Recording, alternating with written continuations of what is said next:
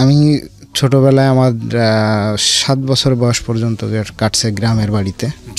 আমার গ্রামের বাড়ি আছে ফরিদপুর বোয়ালমারী থানা হরিহরনগর গ্রাম।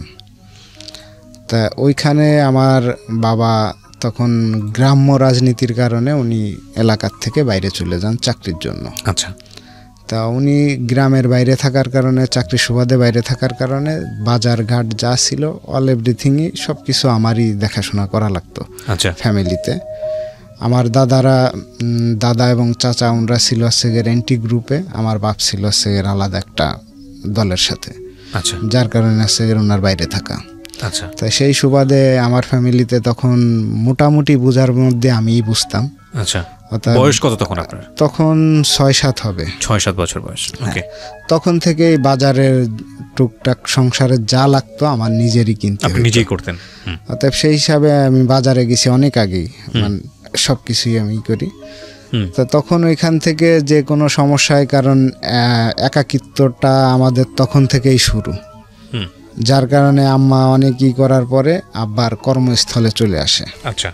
ওখানে চলে আসার পর থেকে আমাদের ব্যবসা ছিল পেপার প্রিন্টিংয়ের, যেটাই আপনার সংক্ষেপে বলি, আমরা লোহাগড়া থানায় চলে আসি। তখন লোহাগড়া থানার যে শিক্ষাই ছিল ওটার প্রশ্নপত্র সব কিছুই আমাদের ওইখানেই হতো। তো সেই হিসাবে আব্বুর মান সম্মান এবং সামাজিক অবস্থানটা খুব ভালো ছিল, যার কারণে আমি অনেক কিছু বুঝলে পারাও আমার সেই হিসাবে একটু হিসাব করে চলতে হতো, যাতে আমাদের ফ্যামিলির মান সম্মান কখনো নষ্ট না হইতো। আমাদের সংসারটা খুব ভালোই চলতেছিল। আপনার বাবা তখন কি করতো ওখানে?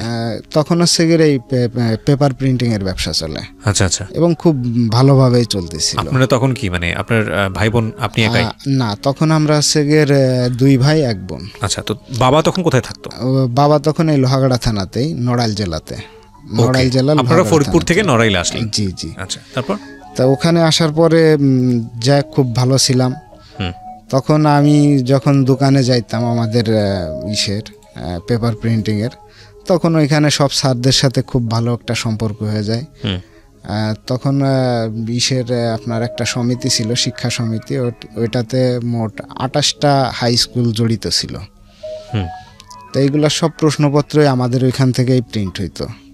তো সেই সুবাদে সবার সাথেই খুব ভালো সম্পর্ক থাকার কারণে দেখা যাচ্ছে আমি স্কুল শেষ করে যখন ওইখানে যাইতাম, তখন কিছু দেখা যাচ্ছে একজন টিচার 10 টাকা 5 টাকা, তখন তো টাকার খুব মূল্য ছিল, ওই 2 টাকা 5 টাকা 10 টাকা খুব কম পাইছি, 2 টাকা 5 টাকা এটাই সবসময় আমার কাছে থাকতো।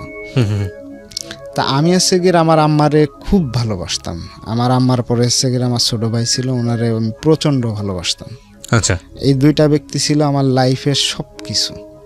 তো এইটার কারণে আমি এই টাকাগুলো জমাইয়ে আমি আমার আম্মাকে সবসময় সারপ্রাইজ করতে চাইতাম। মানে টাকাগুলো দিলে মা খুশি হবে, আমারও ভালো লাগবে। ওনাকে সরাসরি আমি নগদ টাকা খুব কম দিছি, কিন্তু ওনার পছন্দের খাবার, ওনার পছন্দের জিনিস, এইগুলা সবসময় ওনাকে দেওয়ার জন্য চেষ্টা করতাম। আচ্ছা। এবং আমার ছোট ভাইকে, এই 2টা মানুষ খুশি থাকলে আমার মনে হইতো আমার পুরা পৃথিবী খুশি। মানে সবচেয়ে কাছের জন, সবচেয়ে কাছের, এবং সবচেয়ে ভয়ও পাইতাম আমি আম্মাকে, এবং ভালোবাসতাম আমার ছোট ভাই এবং আম্মাকে। আচ্ছা। তা তখন আমি ক্লাস 4-এ পড়ি।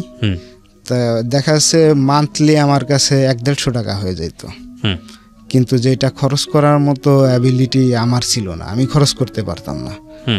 কারণ তখন এত টাকা খরচ করা, 150 টাকা মাসে অনেক। উনি সবচেয়ে বেশি পছন্দ করতো দই খাইতে, মিষ্টির ভিতরে, আমি এটা দিতাম।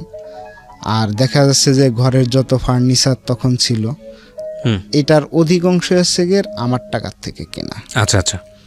দেখা যাচ্ছে আমি 2000 টাকা দিছি, বাকিটা উনি ম্যানেজ করে কিনছে, যত কিছু ছিল আমাদের।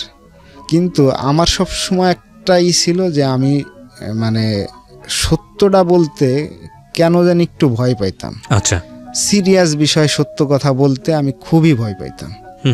যেরকম তার ছোট্ট একটা উদাহরণ দিই, আমি একটা 20 টাকার নোট এক জায়গায় লুকায় রাখছি, এটা আমার ছোট ভাই পাইছে।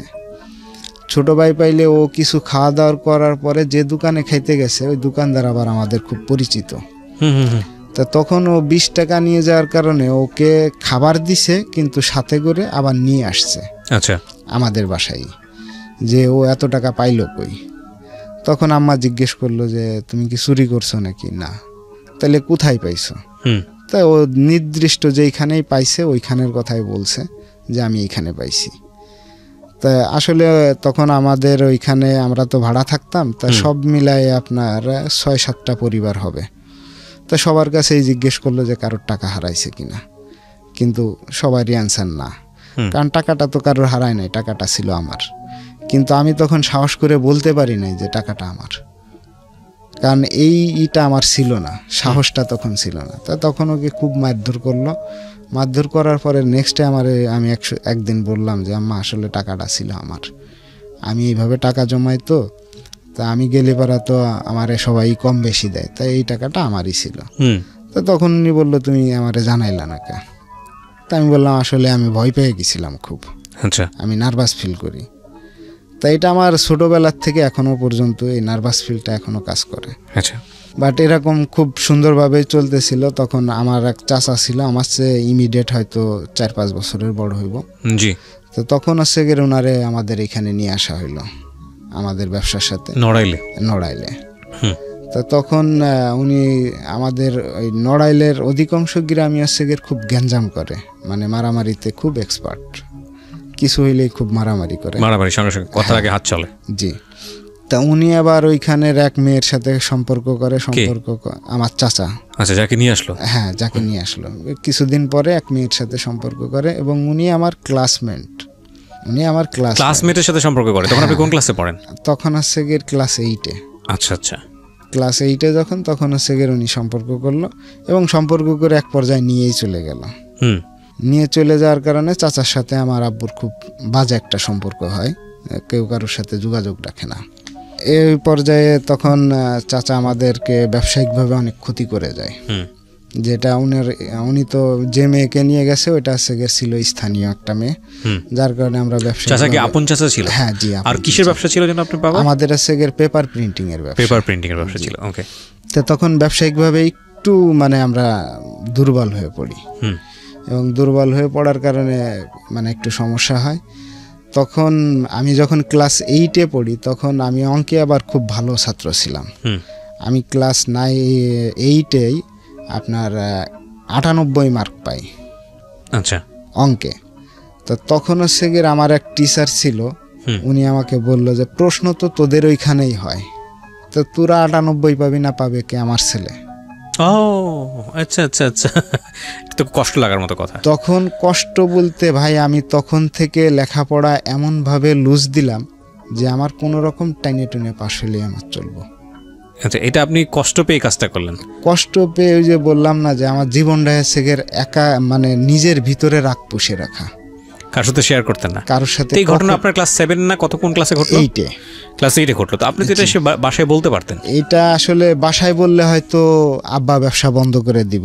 ও, সেজন্য বলেন নাই? সেজন্য বলি নাই। তো তখন ফ্যামিলির অবস্থা আসলে এতটাই ছিল না, যার কারণে ভয়তে আব্বাকে বলিও নাই যে আমার টিচার এই কথা বলছে। কিন্তু আমি আসলে একটু মেধাবী ছিলাম হয়তো, কিন্তু তারপরেও আমি আর কি কাউকে এটা বুঝতে দেই না, নিজের ভিতরে রাখে ওই কোনো রকম 40-45 এর ভিতরেই মার্ক রাখার চেষ্টা করতাম। মানে ভালো কিছু করার চেষ্টা আমার ভিতরে তখন ছিল না, কারণ ভালো কিছু করতে চাইলে পারাই রেজাল্ট, ভালো কিছু করতে চাইলে পারাই লোকজন খেপাবে বলতে আমার টিচাররা তো সবাই আমার সাথে ফ্রেন্ডলি আচরণ করতো ব্যবসায়িক কারণে, তারা তো আমাকে ছেড়ে কথা বলবে না। এই কারণে এটা নিজের ভিতরে রাখলাম, রাখার মানে রাইখে যেভাবে যত দূর আগাইতে পারি। কিন্তু আমি যখন ক্লাস 9-এ উঠলাম, 9-এ না 10-এর প্রথম পরে, মানে 9 থেকে 10-এ উঠলাম। আচ্ছা, তখন হচ্ছে আমার ছোট ভাইয়ের ব্লাড ক্যান্সারটা ধরা পড়ে। কিভাবে ধরা পড়লো? প্রথমে গল্পটা কি ছিল? হ্যাঁ, উনি হচ্ছে ছোট ভাই, মানে আমি তখন ক্লাস 9-এ পড়ি, ও একটা জাম্বুরা গাছ থেকে পড়ে গেছিল। জাম্বুরা গাছ থেকে পড়ে যাওয়ার পরে ওর মানে শারীরিকভাবে বেশ ক্ষতিগ্রস্ত হয়। আচ্ছা, কিন্তু আসলে ওইটা সেই সময় মিন করছিল না কেউই সেরকম, তবে আমার বাবা আমাদের উপরে একটু কেয়ারফুল কম ছিল। আচ্ছা, বেশি কেয়ার করতো না। এইটা তখন আম্মাকে এসে বলল যে হ্যাঁ, বাচ্চা কাচ্চা তুমি দেখে রাখতে পারো না, গাছে উঠলো, মানে আম্মার উপরে খুব বকাঝকা করলো। তা এইটার থেকে ওর হচ্ছে গিয়ে শরীরের ব্যথা জায়গায় জায়গায় অনুভব করতো। কিন্তু এটা ফাইনালি 1 বছর পরে দেখা গেল কি যে ওর পার যে মাংসপেশি নিচের দিকের এই মাংসপেশি খুব ব্যথা করতো। তো দেখা যাচ্ছে তখন ওই যে কেয়ারফুল না হওয়ার কারণে আমার সাথে বকাঝকা করতো যে বাচ্চা সারাদিন খেলায় বেড়ায়, তখন কোনো সমস্যা হয় না, সন্ধ্যার পরে যখনই পড়তে বসে তখনই হচ্ছে গিয়ে তার পা ব্যথা। তাই এইগুলা নিয়ে সাংসারিকভাবেও আমরা খুব মানে ইসের ভিতরে চলে গেলাম, মানে সংসারে একটা কেমন জানি ছাড়া ছাড়া ভাব, এই শুধুমাত্র এই ছোট বাইরে এই একটা বিষয় নিয়ে, মানে কারোর সাথে সে ঠিকমতো কেউ কথা বলতো না, এটা সেটা মানে অনেক সমস্যা হতো। তা লাস্টে অনেক ট্রিটমেন্ট করার পরে মানে যত কবিরাজ বলেন ছোটোখাটো ডাক্তার বলেন সবই দেখানো হয়েছে, কিন্তু এটাতে কোনো কাজ হয় নাই। লাস্টে আপনার নিয়ে যাওয়া হলো যশোরে। আচ্ছা, যশোরে যাওয়ার পরে প্রথমে ওনারা ট্রিটমেন্ট করলেন হচ্ছে গিয়ে রিউমেটিক ফিভার বলে, পায়ের ব্যথার জন্য রিউমেটিক ফিভার, বাতজ্বর যেটাকে বলে। হ্যাঁ, তাই রিউমেটিক ফিভার বলে ট্রিটমেন্ট করে প্রায় 3-4 মাস।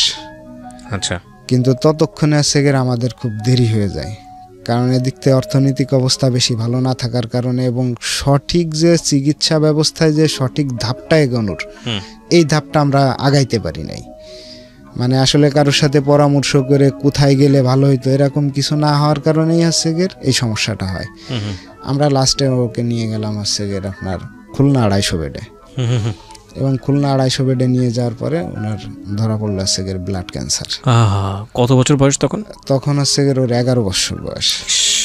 এই ব্লাড ক্যান্সার ধরা পড়ছে এটা আমাদেরকে কেউ জানা, মানে আমাদেরকে আব্বা মা বলে নাই। ওনারা ওকে নিয়ে খুব স্ট্রাগল করছে, খুব কষ্ট করছে। খুলনায় 8 মাস চিকিৎসা চলছে, খুব স্ট্রাগল করছে। কিন্তু একদিনকে হঠাৎ করে বাড়িতে আসলো, তখন ফোনের এত যুগ ছিল না, ফোনের এত প্রচলন ছিল না, না থাকার কারণে দেখা যাচ্ছে 15 দিন 20 দিন 1 মাস পরে ওরা বাড়িতে আসতো ছোট ভাইকে নিয়ে। প্রিয় শ্রোতা, অনুষ্ঠান চলতে চলতে আপনাদের জন্য একটি বিশেষ অ্যানাউন্সমেন্ট করতে চাই। সেটা হলো আমি আরেকটি অনুষ্ঠান করি রেডিও আম্বার 102.4 FM এ, প্রতি শনিবার রাত 10টায় প্রচারিত হয় মাইক্রোফোন টেস্টিং 1024। হয়তোবা অনেকেই শুনেছেন, বাংলাদেশের রেডিওর ইতিহাসে সর্বপ্রথম মিউজিক রিয়েলিটি শো, গানের রিয়েলিটি শো, এবং 2019 সালের সেরা আম্বার ভয়েস আমরা খুঁজে বের করবার চেষ্টা করছি। সেখানে আপনি অডিশন দিয়ে সেখানে আপনি অংশগ্রহণ করে সেরা আম্বার ভয়েস হতে পারেন। আপনি যদি মনে করেন যে আপনি খুব ভালো গান করেন কিন্তু সে অর্থে তেমন কোনো প্ল্যাটফর্ম কোথাও পাননি, তাহলে ছোট্ট একটা অডিশন দিতে হবে আপনাকে। ফোন করে আপনাকে গাইতে হবে একটা গানের 2টো লাইন বা 3টে লাইন আপনি আমাদেরকে গেয়ে শোনাবেন এবং আমরা আপনাকে ডাকবো, নিশ্চয়ই ডাকবো। ওকে, ফোন নাম্বারটি আমি বলে দিচ্ছি। ফোন নাম্বারটি হচ্ছে 09611001024। আমি আবারও বলছি, ফোন নাম্বারটি হচ্ছে 09611001024। যদি আপনি মনে করেন আপনার কণ্ঠ সারা দেশের মানুষের কাছে যাওয়া উচিত, আপনি সেরকম গাইতে পারেন, তাহলে যোগাযোগ করুন এবং অংশগ্রহণ করুন মাইক্রোফোন টেস্টিং 1024-এ। আপনারা শুনছেন প্রাণ মিস্টার ম্যাঙ্গো ক্যান্ডি প্রেজেন্স জীবন গল্প। আমি আরজি কিবরিয়া আপনার সঙ্গে রয়েছি এবং কথা না বাড়িয়ে আমার যিনি গেস্ট আছেন তার কাছেই ফিরতে চাই। আর এই অনুষ্ঠানে যদি আপনারা আসতে চান নিজের জীবন গল্প বলার জন্য, আমাদেরকে ফোন করবেন। আমাদের ফোন নাম্বার হচ্ছে 09611904904। আরও একবার বলছি, 09611904904।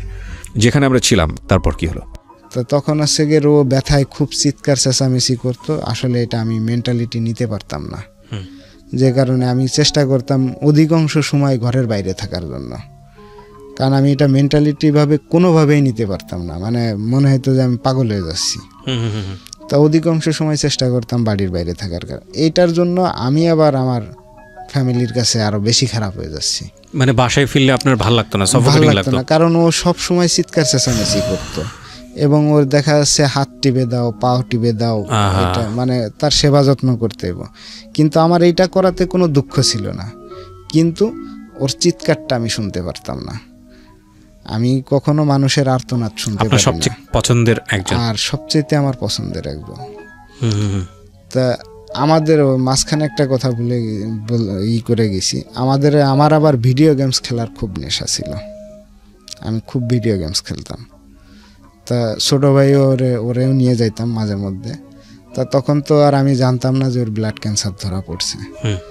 তা আমি যে দেখি যে মানে আব্বা ওরে নিজে টাকা দিছে যে যাও তুমি ভিডিও গেমস খেলতে খুব পছন্দ করো, যে ভিডিও গেমস খেলে আসো। এখন আমি যে দেখি যে ও ভিডিও গেমস খেলতেছে, তখন আমি ওকে বললাম যে তুমি এটা কি করো? আমি ভিডিও গেমস খেলতেছি। আমি গেছি, না তুমি এখান থেকে চলে যাও। তো এক কথায় দুই কথায় মানে জিদাজিদি করে, জিদাজিদি করলে পরে আমি তখন ওর একটা পিঠে চড় দিই। এবং এটা একজন পছন্দের মানুষে চড় দিলে যে কতটা জোরে মারবে এটা অবশ্যই মনে হয় বুঝতে পারছেন। যে কোনো রকম একটা ছোঁয়া দিছি, কিন্তু আমার হাতের 5টা নখই ওর পিঠে ছাপ পড়ে গেল। এটা আবার আমি তখন দেখি নাই। ও বাড়িতে আসলো, বাড়িতে আসার পরে আমারে বলল যে আমার ভাইয়া এরকম মারিছে। কেন মারছে? আমি ভিডিও গেমস খেলতেছিলাম এই কারণে। তো তখন আম্মা আমারে ডাক দিয়ে বললো যে দেখ, ও তো আর বেশি দিন বাঁচবো না, ও তো মারা যাইব, তা তুই ওর এরকম মারলি কে? তখন আমি কি বলবো আমি নিজেই বুঝতে পারি নাই যে আর বাঁচবে না মানে তুমি কি বলো? ও তো এমনি অসুস্থ, ওর রিউমেটিক ফিভার হয়েছে, এটা তো ঠিক হয়ে যাইব। কয় না, ওর ব্লাড ক্যান্সার ধরা পড়ছে। তখন আমি জানেন না কি রে ভাই, কি যে করেছি যে আমি আমার ছোট ভাইরে কখনো এমনি মারি নাই। আমি ঈদে জামা কাপড় না নিয়ে ওরে দিছি, কিন্তু আমি আজকে সেই ওরে আমি মারলাম। আমি মনে হয় 10-15 দিন খাই নাই এই দুঃখে, না খেয়ে খেয়ে দিন কাটাইছি, এনতে বেড়াইছি, বাড়ি বাসি নেই লজ্জাতে যে বোধ আমারে দেখলি কি করবে না যে ভাই আমি অসুস্থ, তুই আমারে মারলি। তারপরেও এইভাবেই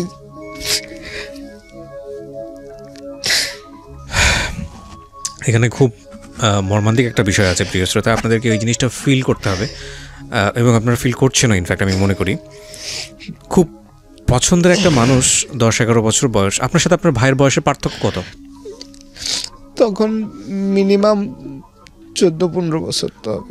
না, আপনার সাথে আপনার ভাইয়ের বয়সের পার্থক্য এরকমই, মানে আপনি ওর 14 বছরের বড় ছিলেন। হ্যাঁ, এরকমই। তার মানে ও কিন্তু পরিণত বয়সে ছিল, আর উনি ছিলেন হচ্ছে ছোট। তো সেই জায়গাটা থেকে একটা মানুষের গায়ে হাত তোলার পরে যদি জানা যায় ও আর বেশি দিন বাঁচবে না, এটা ভয়ঙ্কর রকমের কষ্টের ব্যাপার। ঠিক আছে, বলেন তারপর। আমি ওই দিনই প্রথম শুনলাম যে হ্যাঁ ব্লাড ক্যান্সার হয়েছে। এর আগে কখনো জানতেও পারিনি যে তার ব্লাড ক্যান্সার হয়েছে। যাই হোক, এইভাবে মোটামুটি চলতেছিল। তারপরেও খুব ইসের পরেই কষ্টের মধ্যেই দিন যাচ্ছিল। তখন আমার যে ব্যবসা ছিল, তখন আমার সেগের নিজের দায়িত্ব নিয়ে ব্যবসাটা চালাইতে হইলো, কারণ আমাদেরকে যে ব্যাকআপ দিবে এরকম আসলে আমাদের কেউ ছিল না। কারণ চাচার সাথে সম্পর্ক খারাপ হয়ে চাচা চলে গেল। মাঝখানে আমার মামা আসছিল, বড় মামা, উনিও যে কোনো কারণবশত আর কি একটা কারণ দেখায় উনিও চলে যাওয়ার কারণে আমাদের আর কোনো ব্যাকআপ ছিল না। আমি যতটুকু টুকটাক পারতাম ব্যবসাটা চালায় রাখার চেষ্টা করছিলাম।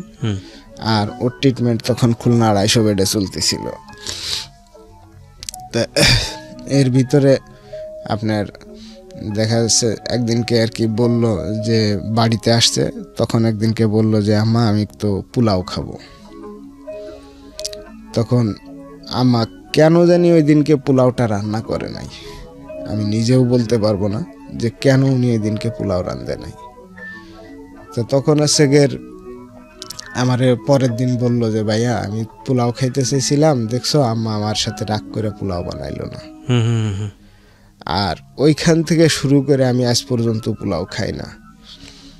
নিজের উপরে মানে আমার তার উপরে বলেন আর ফ্যামিলির উপরে বলেন, মানে টোটাল একটা ইমোশনাল কাজ নিয়ে আমি আজ পর্যন্ত পোলাও খাই না। তো যাই এইভাবে যাওয়ার পরে যতটুকু পারছি আমরা তাকে চিকিৎসা করার চেষ্টা করছি। চিকিৎসা করা এর ইতিমধ্যে আছে গের আমার ফর্ম ক্লাবের ডেট চলে আসলো ক্লাস 10-এ। তখন আর্থিক অবস্থা খুব খারাপ থাকার কারণে ফর্ম ক্লাব করতে মানে তখন আছে গের কেবল ক্লাস 10-এ উঠছি। তো এদিকতে ব্যবসা সামলায়, ওদিকতে আবার স্কুলে যাইতে হয়। তা মাঝখানে একটা হলো যে ক্লাস 10-এ যখন আমি ঢুকি মানে উঠলাম, তখন আমাদের অর্থনীতি পিরিয়ডটা হয় আলাদা। জি, মানে আমাদের সেকশনটা পার হয়ে আমি বি সেকশনে পড়তাম। বি সেকশনটা এই সাইডে দিয়ে আপনার এ সেকশনে যায় অর্থনীতি। তখন আপনার ভাই বেঁচে আছে? হ্যাঁ, তখনও আছে। আচ্ছা, তখন ওর ট্রিটমেন্ট চলতেছে। জি। তখন আমরা এ সেকশনে গেলাম। এ সেকশনে আপনার মেয়েদের জন্য বসার জায়গা হিউজ পরিমাণ, কিন্তু ছেলেদের হচ্ছে গিয়ে বসার জায়গা কম।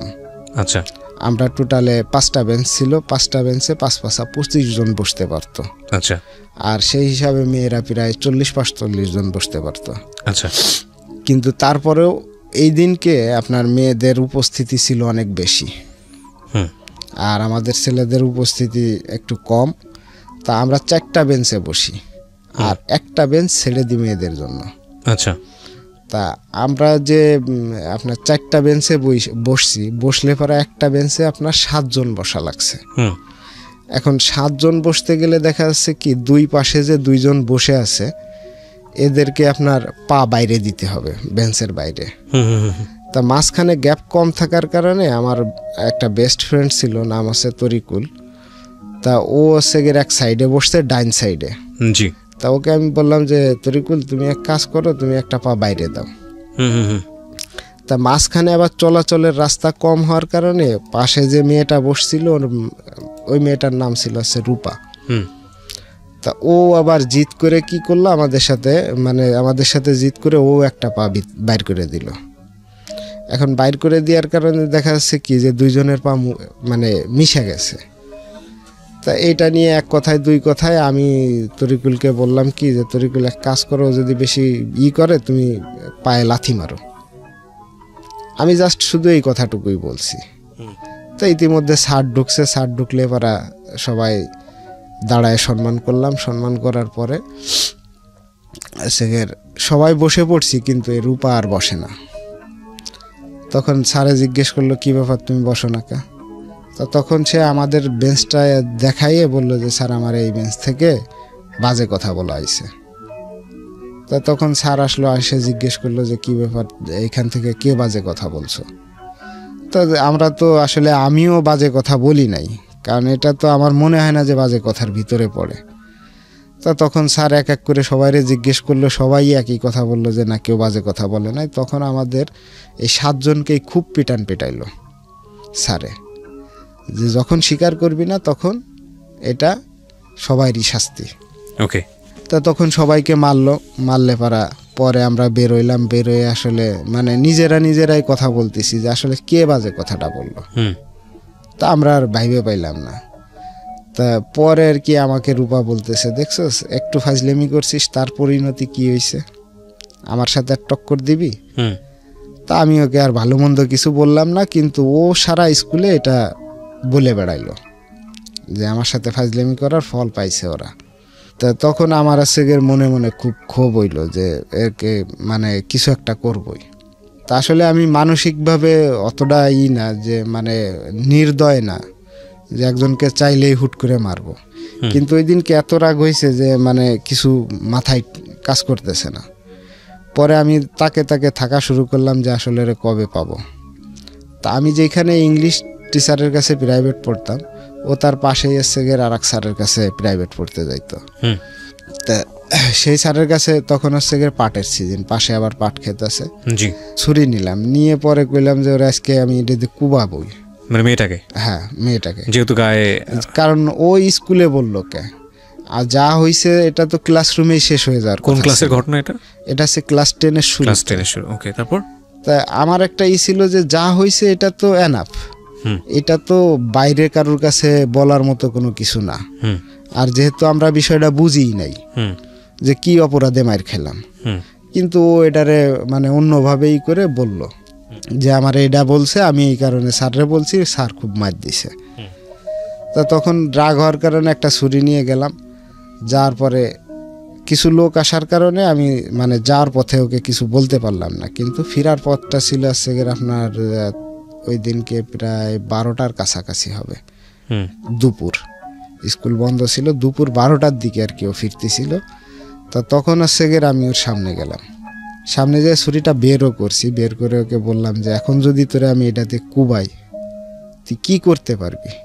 তো তখনও আমাকে একটা কথা বলছিল যে ভাই যা করছি ভুল করছি, কিন্তু আপনি এটা দিয়ে আমার একটা কোপ দিলে পারাও আমার এই ক্ষতটা কিন্তু আপনি জীবনে কোনোদিন সারতে পারবেন না। এই ক্ষতটা আমার থাইকেই যাব। আমি আর একজনকে মানে যে যখন ক্ষতটা দেখবো আমি তার কি প্রশ্নের উত্তর দেব? তা আমি তখন বললাম যে ঠিক আছে, আমি তো নয়তো কোপ দিলাম না, কিন্তু তুই তো আমার লাইফটা বরবাদ করে দিলি, কারণ আমি যে ব্যক্তির সন্তান, তুই সারা স্কুল না সারা থানা ঘুরে দেখবি আমার বাপের নামে কেউ খারাপ কথা বলতে পারে কিনা, বা আমার নামে কেউ খারাপ কথা বলতে পারে কিনা। কিন্তু তুই আমার নামে এই যে বদনামটা রটাইলি, এখন আমারে যে দেখে সেই এই একই কথা বলে যে তোর মতো বেয়াদব আর নাই, যে স্কুলের মধ্যে মেয়েদেরকে ট্রিক্স করে। আপনারা শুনছেন প্রাণ মিস্টার ম্যাঙ্গো ক্যান্ডি প্রেজেন্স জীবন গল্প। আমি আরজে কিবরিয়া আপনার সঙ্গে রয়েছি এবং কথা না বাড়িয়ে আমার যিনি গেস্ট আছেন তার কাছেই ফিরতে চাই। আর এই অনুষ্ঠানে যদি আপনারা আসতে চান নিজের জীবন গল্প বলার জন্য আমাদেরকে ফোন করবেন। আমাদের ফোন নাম্বার হচ্ছে 09611904904। আরও একবার বলছি 09611904 আর আমাদের আজকের এই গেস্টকে যদি আপনি দেখতে চান প্লিজ চলে আসবেন আমার ইউটিউব চ্যানেলে। আমার ইউটিউব চ্যানেলের ঠিকানা হচ্ছে www.youtube.com/RJKibriya.fm। আমি আবারও বলছি www.youtube.com/RJKEBRIAFM। চ্যানেলটি আছে কিবরিয়া আরজে নামে। Please like this channel. Okay, যেখানে আমরা ছিলাম তারপর কি হলো? তখন ওই দিনকে আমি আর ওরে কিছু বললাম না, ওরে ছেড়ে দিলাম যে যা ঠিক আছে, তুই যখন তোর ভুল স্বীকার করছিস, হয়তো আমার লাইফটা হয়েছে, কিন্তু আর একজনের ক্ষেত্রে তুই হয়তো এই ভুলগুলো আর করবি না। পরবর্তীতে আরও 7-8 দিন আমি স্কুলে গেলাম, কিন্তু এই সবাই একই কথা বলার কারণে আমার স্কুলের প্রতি থেকে খুব মন উঠে গেল এবং আমি লেখাপড়া বন্ধই করে দিলাম। যে এত প্রবলেম ফেস করে কয়েকটা বিষয় আমি পয়েন্ট করছি, এটা এই জায়গা থেকে আপনি আরও বলবেন। আপনি কোনো একটা বিষয় নিয়ে দুঃখ পেলে খুব টাফ একটা ডিসিশন নিয়ে ফেলেন, এবং সেটা এককভাবে, কারোর সাথে ডিসকাস করা দরকার না, কিছু করে কারোর সাথে বলতে আমি যদি আপনি আমার পুরো ঘটনাটা শুনেন তাহলে আপনি হয়তো হতভম্ব হয়ে যাবেন যে একটা মানুষ। একটা খেয়াল রাখবেন প্রিয় শ্রোতা, এটা এক ধরনের মেন্টাল ডিসঅর্ডার এবং ওনাকে আজকে এখানে আমি হাইলাইট করছি। এরকম অসংখ্য মানুষ আমাদের সোসাইটিতে আছেন। কোনো একটা ঘটনা যেটাকে হয়তো জীবনে এত বড় করে নেওয়ার কোনো প্রয়োজনই নাই, সেটা হয়তো ব্যক্তিগতভাবে সে অনেক বেশি বড় করে নিজের জীবনে নিচ্ছেন এবং নিজের জীবনের স্বাভাবিক যে গ্রোথটা থাকে সেটাকে সে সম্পূর্ণরূপে বিনষ্ট করে দিচ্ছেন। এবং এই লোকটা হচ্ছে তার একটা বেস্ট এক্সাম্পল আজকের এই জীবন গল্পে। আমরা স্টেপ বাই স্টেপ সামনের দিকে আগাবো। হ্যাঁ বলেন। তারপর বন্ধ করে দিয়ে ব্যবসার দিকে একটু নজর দিলাম, কিন্তু তারপরে ওই যে ভিডিও গেমস খেলার যে একটা নেশা, এটা কিন্তু আমার ভিতরে তখনও বিদ্যমান। এটা হচ্ছে কি যে একাকিত্বটা কাটানোর, যে ছোট ভাই যে অসুস্থ, এই কথাটা যাতে মনে ওঠে তখন হচ্ছে খুব কষ্ট লাগে, যার কারণে একটু হাসি খুশি নিজে থাকার জন্য আমি গেমসে যাইতাম। ওকে, যেটার কারণে ব্যবসায় খুব আবার এটার প্রভাব পড়ে। এরপরে আমার ছোট ভাইটা মারা যায় 23 নভেম্বর 2003-এ। ওকে, তো নভেম্বরের শুরুর দিকে খুলনা 250 বেড থেকে ছেড়ে দিল ডাক্তারে, যে আর কিছু করা পসিবল না, আপনি বাসায় নিয়ে যান, যা খাইতে চাই ভালো মন্দ খাইতে থাকেন, আর যত দূর পারেন সেবা যত্ন করেন। ওকে, মাঝখানে আমি একটা কথা বলে যাই, এটা কি আমার ছোট ভাইকে প্রতি সপ্তাহে 4 ব্যাগের মতো রক্ত দিতে হতো। আচ্ছা আচ্ছা, যেটা কালেক্ট করতো সম্পূর্ণ বাইরের থেকে। হ্যাঁ, তো তখন আমার শারীরিক অবস্থা এতটা ভালো ছিল না, কিন্তু তারপরে আমি বলছিলাম যে আমার ব্লাডটা আপনি একবার হইলেও দেন। তো তখন আমার আব্বা যে কোনো কারণবশত রাজি হয় নাই, আর রাজি না হওয়ার কারণে আমি গত 4 মাস আগে আমার ব্লাড গ্রুপ টেস্ট করি। আচ্ছা, যেটা আমার প্রয়োজনে আমি ব্লাড গ্রুপটা টেস্ট করি। ছোট ভাইকে ব্লাড দিতে না পাওয়ার কারণে আমি এতদিন কোনো ব্লাড টেস্টই করছিলাম না, কারণ আপনাকে তো বলছি যে রাগটা সবসময় আমার নিজের ভিতরেই থাকতো, আমি যেটা প্রকাশ করতাম না। তখন ব্লাড দেওয়ার জন্য অনেকে আসতো, বাইরের থেকে নিয়ে আসতো, আত্মীয় স্বজন যতদূর মানে যেমনে পারছে কালেকশন করছে, কিন্তু আমাকে কখনো দিতেও দেয় নাই। তো লাস্ট আপনার 2003 সালের 23 নভেম্বর 3রা রমজান ছিল এটা। তা আমার ছোট ভাইটা প্রথম রোজাটা করছিল এবং দ্বিতীয় রোজাটা ওকে দুপুরের পরে জোর করে খাওয়ানো হয়। ওকে, তখন রোজা থাকলে তো এমনি শরীরে মানুষের শারীরিকভাবে একটু হয়ে যায় আরো বেশি, একে তো অসুস্থ, আর 3রা রমজান থেকেই মানে ও কেমন জানি একটু উদ্ভট মানে কথাবার্তা বলা শুরু করে। হ্যাঁ, আর ও চোখে দেখা চোখটা আগেই হয়ে গেছিল, এটা প্রায় ক্যান্সার ধরা পড়ার 5-6 মাস পরে, মানে দেখতো না, চোখে দেখতো না। কিন্তু ও সবকিছু মানে সবাইকে একটু বলতো যে সবাই একটু জোরে জোরে আমার সাথে কথা বলো। মানে কানেও কম শুনতো। মানে কানে কম শোনা না, মানে ও জিনিসটা উপলব্ধি করতে চাইতো মন থেকে। আচ্ছা, মানে আস্তে কথা বললে হয়তো আপনি মনে করবেন কি যে আপনাকে অ্যাভয়েড করে কিছু বলা ও হচ্ছে। আচ্ছা আচ্ছা, বুঝতে পারছি। মানে ও আসলে বলতো আমার সঙ্গে নর্মাল থাকো তোমরা। হ্যাঁ, মানে আপনি যদি আমার সাথে মানে সিম্পলি কথা বলেন, হয়তো দু একটা কথা মিস হইলে হয়তো আপনার মনের ভিতরে হইতে পারে যে যখন আপনি দোষী থাকবেন, আপনার পাশে কিন্তু একজনের কথা বললে সে এটা মিন করতে পারে যে আমাকে মনে হয় ছোট করা হচ্ছে। তা এই কারণেও বলতো যে তোমরা আমার সাথে যা কথা বলবা বা আমার সামনে যা কথা বলবা একটু জোরে বলো। আচ্ছা, মানে ও এটাই বুঝাইতে চাইতো যে ওর সম্পর্কে খারাপ কেউ বলে কিনা বা ও অসুস্থ আছে এটা নিয়ে আমরা কখনো করি কিনা। হ্যাঁ, এইটার জন্য আর কি এইটা করতো। তা ৩রা রমজান সেগের রোজার মানে আসরের পরে মানে সবাই পানি খাওয়াইতে আসছে, মানে মুখে পানি দেওয়ার জন্য। কারণ সবাই মানে কিছু রুগীদের ক্ষেত্রে হয়তো বোঝা যায় এটা যে হয়তো আর বেশিক্ষণ থাকবে না, তো সেই হিসাবে সবাই পানি খাওয়াইতে আসলো। আশপাশে যারা ছিল সবাই পানি খাওয়াইলো। আমি তখন হচ্ছে দোকান থেকে কেবল আসি, তা আসলে পারা আমারে বললো যে তুই ছোট বাইরে পানি খাওয়া। তখন আমি বললাম কেন, আমি পানি খাওয়াবো না। বললো যে দেখ, মানুষ কেউ হয়তো কারোর ভালোবাসার টানে হয়তো পৃথিবীতে কষ্ট করে যায়, এখন তুই যদি এর দাবি না ছাড়িস তাহলে হয়তো এইভাবে কষ্ট করে আরো 2-1 দিন থাকবে, কিন্তু তোর সবচেয়ে ভালো তুই এর দাবি ছেড়ে দে, ছেড়ে দিয়ে পানি খাওয়াই যা। তা আমি বললাম যে না, পানি খাওয়াবো না আমি। সবাই অনেক জোরাজোরি করলো, করার পরে পানি খাওয়াইলাম।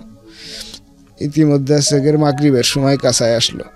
মাগরিবের সময় কাছায় আসলে পরে ওই এলাকায় আবার সব মসজিদে ইফতারি দেয়। ইচ্ছা ছিল যে বাসায় সেরকম ইফতারি করতে পারবো কিনা, মসজিদে একবার ইফতারি করে হুজুরটা বলবো যে দোয়া করেন, দোয়া করে আমি চলে আসবো বাসায়। কিন্তু ইফতারির সবাই সামনে নিয়ে বসে আছি, আজান দিবে দিবে ভাব, আর 2-1 মিনিট সময় আছে। তখন আমাদের পাশের এক হিন্দু ছেলে যায় বলল যে আমার ছোট ভাই মারা গেছে। তখন আসলে ইফতারি করব না কি করব ঠিক পাচ্ছি না, যে একবারে ঠিক ইফতারির সময় কেন যাইতে এলো। আগে যাইতো একটু সময় পাইতাম, হয়তো কাছে থাকতে পারতাম, একটু আগে পরে হইলে তো একটু মনটা ঠান্ডা বুঝ দিতে পারতাম যে না আমি পাশে ছিলাম। যাই ইন্তেকাল করলেন। ইন্তেকাল করার পরে আমাদের ফ্যামিলিগতভাবে সবাইকে খবর দেওয়া হলো। তখন আবার আমার দাদি কিন্তু জীবিত, তো ওনাদেরকে খবর দেওয়া হলো সবাইকে, চাচাকে সবাইকে খবর দেওয়া হলো। তা তখন আমার চাচাও আসলো না, দাদাও আসলো না, দাদিও আসলো না। আমার হচ্ছে 4 ফুফু, 4 ফুফুর মধ্যে 3 জনে আসলো, একজনে আসলো না। তা এইটা নিয়ে আসছে গের আমার আবার মনে আবার একটু রাগ, যে আত্মীয় স্বজন আমার ছেলেটা মারা গেছে দেখতে পর্যন্ত আসলো না। মাঝখানে একটা কথা বলে রাখি, তখন কিন্তু আমার আব্বা আবার ছিল না, মানে লোহাগড়াতে ছিল না, উনি তখন খুলনাতে ছিল। উনি আসছে মৃত্যুর পরের দিন সকালে। আচ্ছা, মানে উনি এসে জাস্ট জানাজাটা ধরতে পারছে, কেউই আসলো না। তখন অবশ্য দাদি চেষ্টা করলেও আসতে পারতো না, কারণ তখন হচ্ছে ওনার প্যারালাইজড। তা তখন আমি আমার আব্বাকে বললাম যে আসলে এখন আমরা তো এখানে ভাড়া থাকি, আমার আত্মীয় স্বজন যা আছে সবই তো গ্রামে, তা আমাদের একটু কষ্ট হইলে পরেও ছোট ভাইয়ের লাশটা আমরা এলাকায় দাফন করি। তো তখন উনি আবার কি চিন্তা ভাবনা করে বলল যে না, আমরা করব না, আমরা এখানেই দাফন করব। তো তখন আছে লোহাগড়া গোরস্থানে ওনাকে দাফন করা হয়। দাফন করার পরে যে মোটামুটি সব কিছু একটু নর্মালি হয়ে আসতেছিল, তখন আছে আব্বার আবার একটু মানে মেন্টালিটি সমস্যা দেখা দিল, মানে হালকা হালকা, মানে মানসিকভাবে অসুস্থ বলতে চিন্তাগ্রস্ত থাকলে পারা যেরকম সবকিছু পারফেক্টলি করা যায় না সেরকম। তা যাই হোক, মোটামুটি ব্যবসার দিকে আবার একটু ব্যবসা চাঙ্গা হইলো, ভালোই চলতেছিল, কিন্তু ওনার মেন্টালিটি প্রবলেমগুলো বাড়তে শুরু করলো। তখন আর কি আমাদের বাড়িওয়ালি যে ছিল, বাড়িওয়ালা, ওনার মেয়ের সাথে আমার আবার একটু সম্পর্ক হয়। আচ্ছা, যেটা ছিল আমার একক, মানে একতরফা, যেটা মেয়ের দিক থেকে কোনো ছিল না। কারণ জাস্ট আমি দরজা খুললে তাকে জানলায় দেখতাম, ভাল লাগতো, আর কিছু আচরণ ভালো লাগতো, এই হিসাবে হচ্ছে আমি তাকে খুব পছন্দ করতাম। আচ্ছা, কিন্তু একদিনকে আমি তাকে হাত দিয়ে ইশারা করার কারণে সে আমার ছোট বোনকে বলে দিল যে তোমার ভাইয়া আমাকে এরকম ইশারা করছে। তো তখন আমি বললাম যে ঠিক আছে, আমি আর করব না এটা। তা এরপর থেকে আর কখনো করি নাই, কিন্তু না করার পরেও দেখা যাচ্ছে যে আপনার বছরখানিক পরে মেয়ের বাপে আমাদের কাছে বিয়ের প্রস্তাবই নিয়ে আসে। আচ্ছা, ওই মেয়ের সাথেই আমার। কিন্তু এই যে যে ইটা আমার নামে করছিল, এটার কারণে আমার মনের ভিতরে যে রাগটা ছিল, এই রাগের কারণে এই মেয়ে আবার আরেকজনের সাথে অ্যাফেয়ার করছিল। এদের ডেটিং করার জায়গা আবার আমি নিজেই ঠিক করে দিছিলাম। তো এটাতে আপনার ফায়দাটা কি? মানে ফায়দাটা বলতে আসলে যার সাথে সে অ্যাফেয়ার করছিল সে আমার বন্ধু।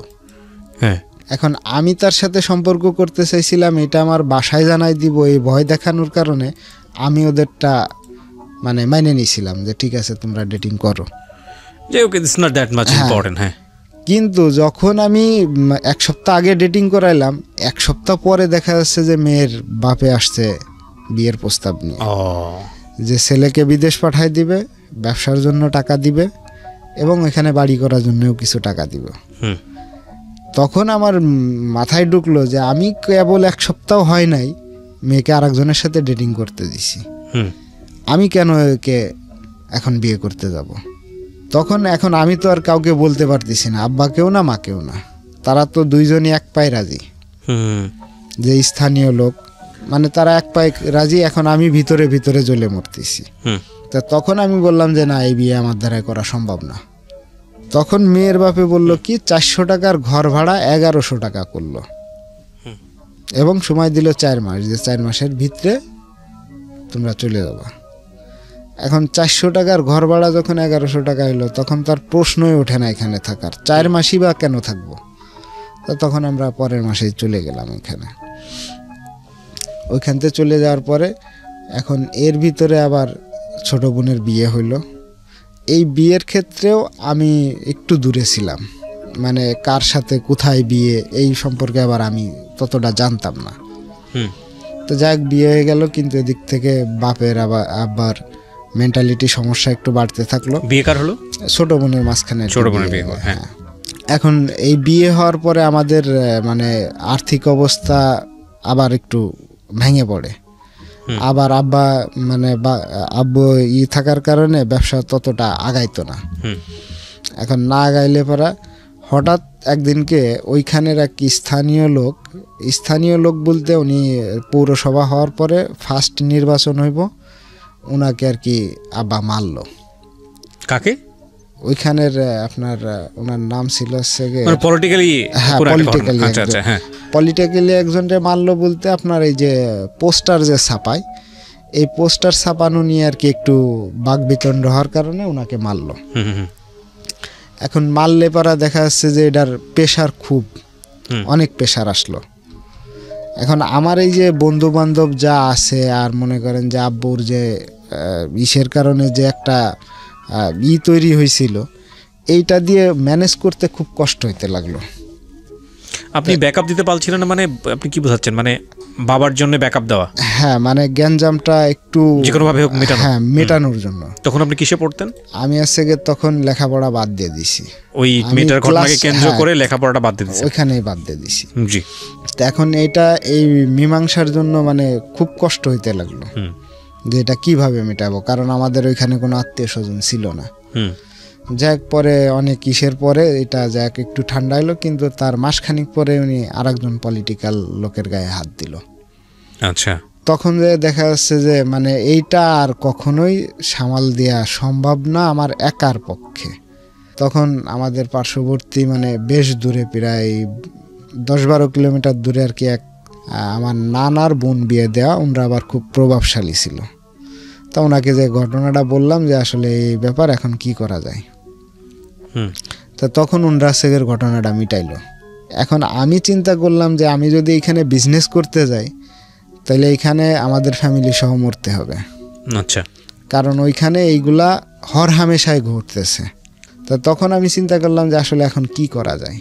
তো তখন হচ্ছে গিয়ে আমি মানে ওনাদেরকে বাড়ি চলে যাইতে বললাম এবং আমি বললাম যে আমি ঢাকায় যে চাকরি করি 5-6 হাজার টাকা যদি বেতন পাই তাহলে এটা দিয়ে যা হয় এটাই আপনারা খাইবেন।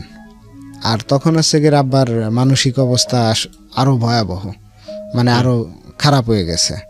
তো তখন সব কিছু বিক্রি টিক্রি কইরা মানে সব দিনাদায়ক মানে মোটামুটি যা ছিল এটা বাদ দিয়া আপনার 14,000 টাকার মতো পায়।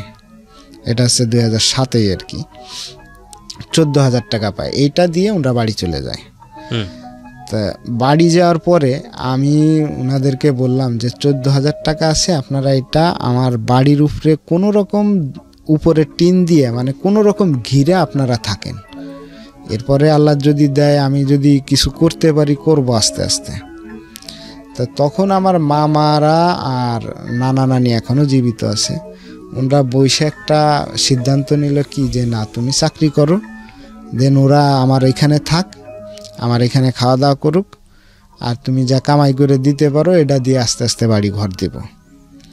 তা তখন আমি আবার আমার নানা নানিকে বললাম যে দেখেন আসলে আপনারা এখানে থাকেন হচ্ছে গিয়ে শ্বশুর বাড়ির এলাকায়, মানে আমার নানা থাকে শ্বশুর বাড়ির এলাকায়। জি। তা আমি তখন ওনাদেরকে এরকমেরই বললাম যে আপনারা থাকেন আপনার শ্বশুর বাড়ির এলাকায়, এখন আমার আব্বাও যদি আবার সেই শ্বশুর বাড়ি থাকে তাহলে এটা মানুষ কিন্তু আরও খারাপভাবে নিব যে ঘর জামাইয়ের ঘরে ঘর জামাই থাকে। তা আমি বললাম যে আপনারা এটা বাদ দিয়ে যা আছে এটা দিয়ে আপনার ছোট্ট করে একটা রুম করে টিন দিয়া হইল, মানে টিন দিয়ে না হোক যেভাবেই হোক থাকতে। তা ওনরা আমার কথাটা রাখলো না রাখলে পরে ওনরা এখানে থেকে গেল। থেকে যাওয়ার পর 3-4 মাস পর ঠিকই সেম একই কাহিনী হইল। আশপাশের লোকজন খুব বাজেভাবে কথা বলতে থাকলো। তখন হচ্ছে গিয়ে ওনরা বাড়িতে চলে গেল। আর আমি তখন হচ্ছে গিয়ে এসে চাকরি নিলাম আমার মামার এইখানে। মামা হচ্ছে গিয়ে একটা খাবো কি দিয়ে আর ভাত খাবো কি দিয়ে আর বাড়ি টাকা পাঠাবো কি দিয়ে। তখন মানে নিজে নিজে চিন্তা করে আমাদের আবার এক দূর সম্পর্কের খালাতো ভাই, উনি আবার সোয়েটারে চাকরি করতো। জি। তো তখন আমি আরে জিজ্ঞেস করলাম যে ভাই সোয়েটারে চাকরি করলে কেমন কি দেখি। তা বললো যে তোমার তো কাজ শিখতে অনেক দিন লাগবো, 1-1.5 মাসের উপরে লাগে কাজ শিখতে, তাই 1-1.5 মাস চলবা কি দিয়ে। তা আমি বললাম সেটার ব্যবস্থা হবে, কিন্তু আমার এটাই করলে লাভটা কি। তা তখন বললো যে তুমি বেসিক্যালি যদি ভালোভাবে কাজ করো তাহলে 8-10 হাজার টাকা বেতন উঠাইতে পারবা। তো তখন এর সাথে কথাবার্তা বলে এখানে 5 মাসের মতো চাকরি করলাম। আচ্ছা। এখন 5 মাসে উল্টা আরও দেখা যাচ্ছে বন্ধু বান্ধবের কাছে 7-8 হাজার টাকা দিনা হয়ে গেছি, কারণ এদিকতে ফ্যামিলিতে দেওয়া লাগছে, নিজের পকেট খরচ সব দিয়ে 7-8 হাজার টাকার উপরে বন্ধু বান্ধবের কাছে দিনা হয়ে গেলাম। তখন পরে এসে সোয়েটারে চাকরি করলাম। সোয়েটারে এসে গেলে আপনার যেটা কসেস মারা বলে, মানে নিটের কাজ বলে। আচ্ছা। এই নিটে আসলাম। নিটে এসে গেলে আপনার অনেক পরিশ্রম, সারাদিন দাঁড়ায় থাকতে হবে এবং কসেস মারতে হবে, একবার ডাইনে একবার বামে। যদি কেউ করে থাকে, যারা করছে এরা বুঝবে, অনেক পরিশ্রমের কাজ। কিন্তু আমি তো আগের থেকে কোনো পরিশ্রমের কাজ করিনি, মানে টোটালি কোনো পরিশ্রমের কাজ আগে করিনি। তা খুব কষ্ট হইতে লাগলো, কিন্তু তারপরেও আমি করে গেলাম। তো করে যাওয়ার পরে এইখানে এসে গিয়ে আমার একটা বড়ই লাগলো জীবনে, যে আমার টাকা দিয়ে, আমার এই কষ্টের টাকা দিয়ে আমি চাইছিলাম আমার আব্বাকে চিকিৎসা করাইতে, কিন্তু আমার বাপ এই আমার আম্মা আর মামারা মিলা আমার এই টাকা দিয়ে করলো ঘর। কোথায় বানালো ঘর? ফরিদপুরে? আমাদের বাড়িতে। ফরিদপুরে? ফরিদপুরে সামনে হাফ ওয়াল কইরা টিন শেড দিয়া ঘর করলো। তো যখন ঘরের কাজ শুরু করলো তখন আমি বাড়িতে গেলাম। বাড়িতে যেয়ে আম্মারে জিজ্ঞেস করলাম যে আম্মা, আমি তো যদি এইভাবেই চলে তাহলে তো আমার সারা জীবনই ঘরে ঢাকায় থাকতে হবে, কারণ আমি না জানি মাঠের কাজ, না পারবো ভ্যান চালাইতে, না পারবো অন্য কিছু করতে, কারণ আমি তো আর বেশি পরিশ্রমের কাজ করিনি।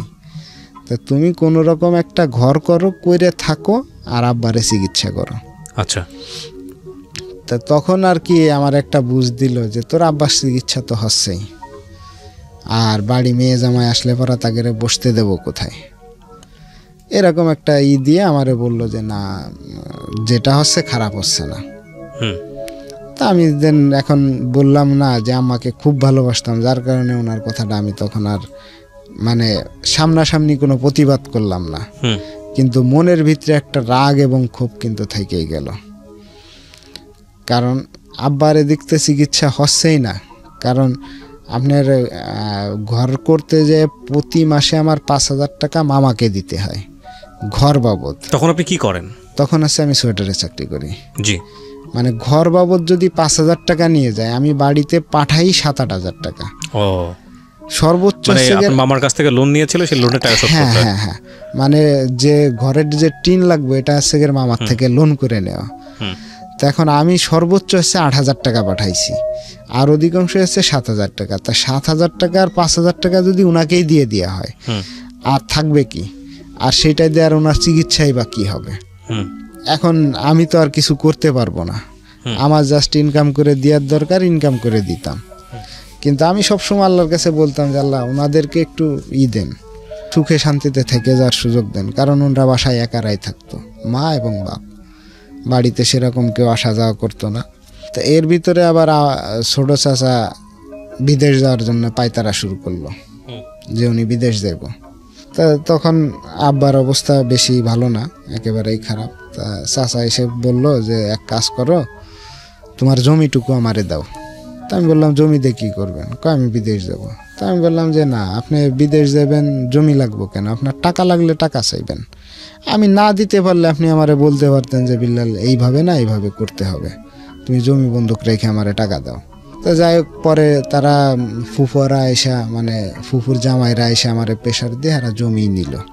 তা আমি যে সময় জমি নেই সে সময় বললাম যে আজকে আমার আব্বা অসুস্থ, যদি আমার ইনকেস টাকার দরকার হয়, আমার জমিটা থাকলে কিন্তু আমি বিক্রি করে টাকা তারা ট্রিটমেন্ট করতে পারবো।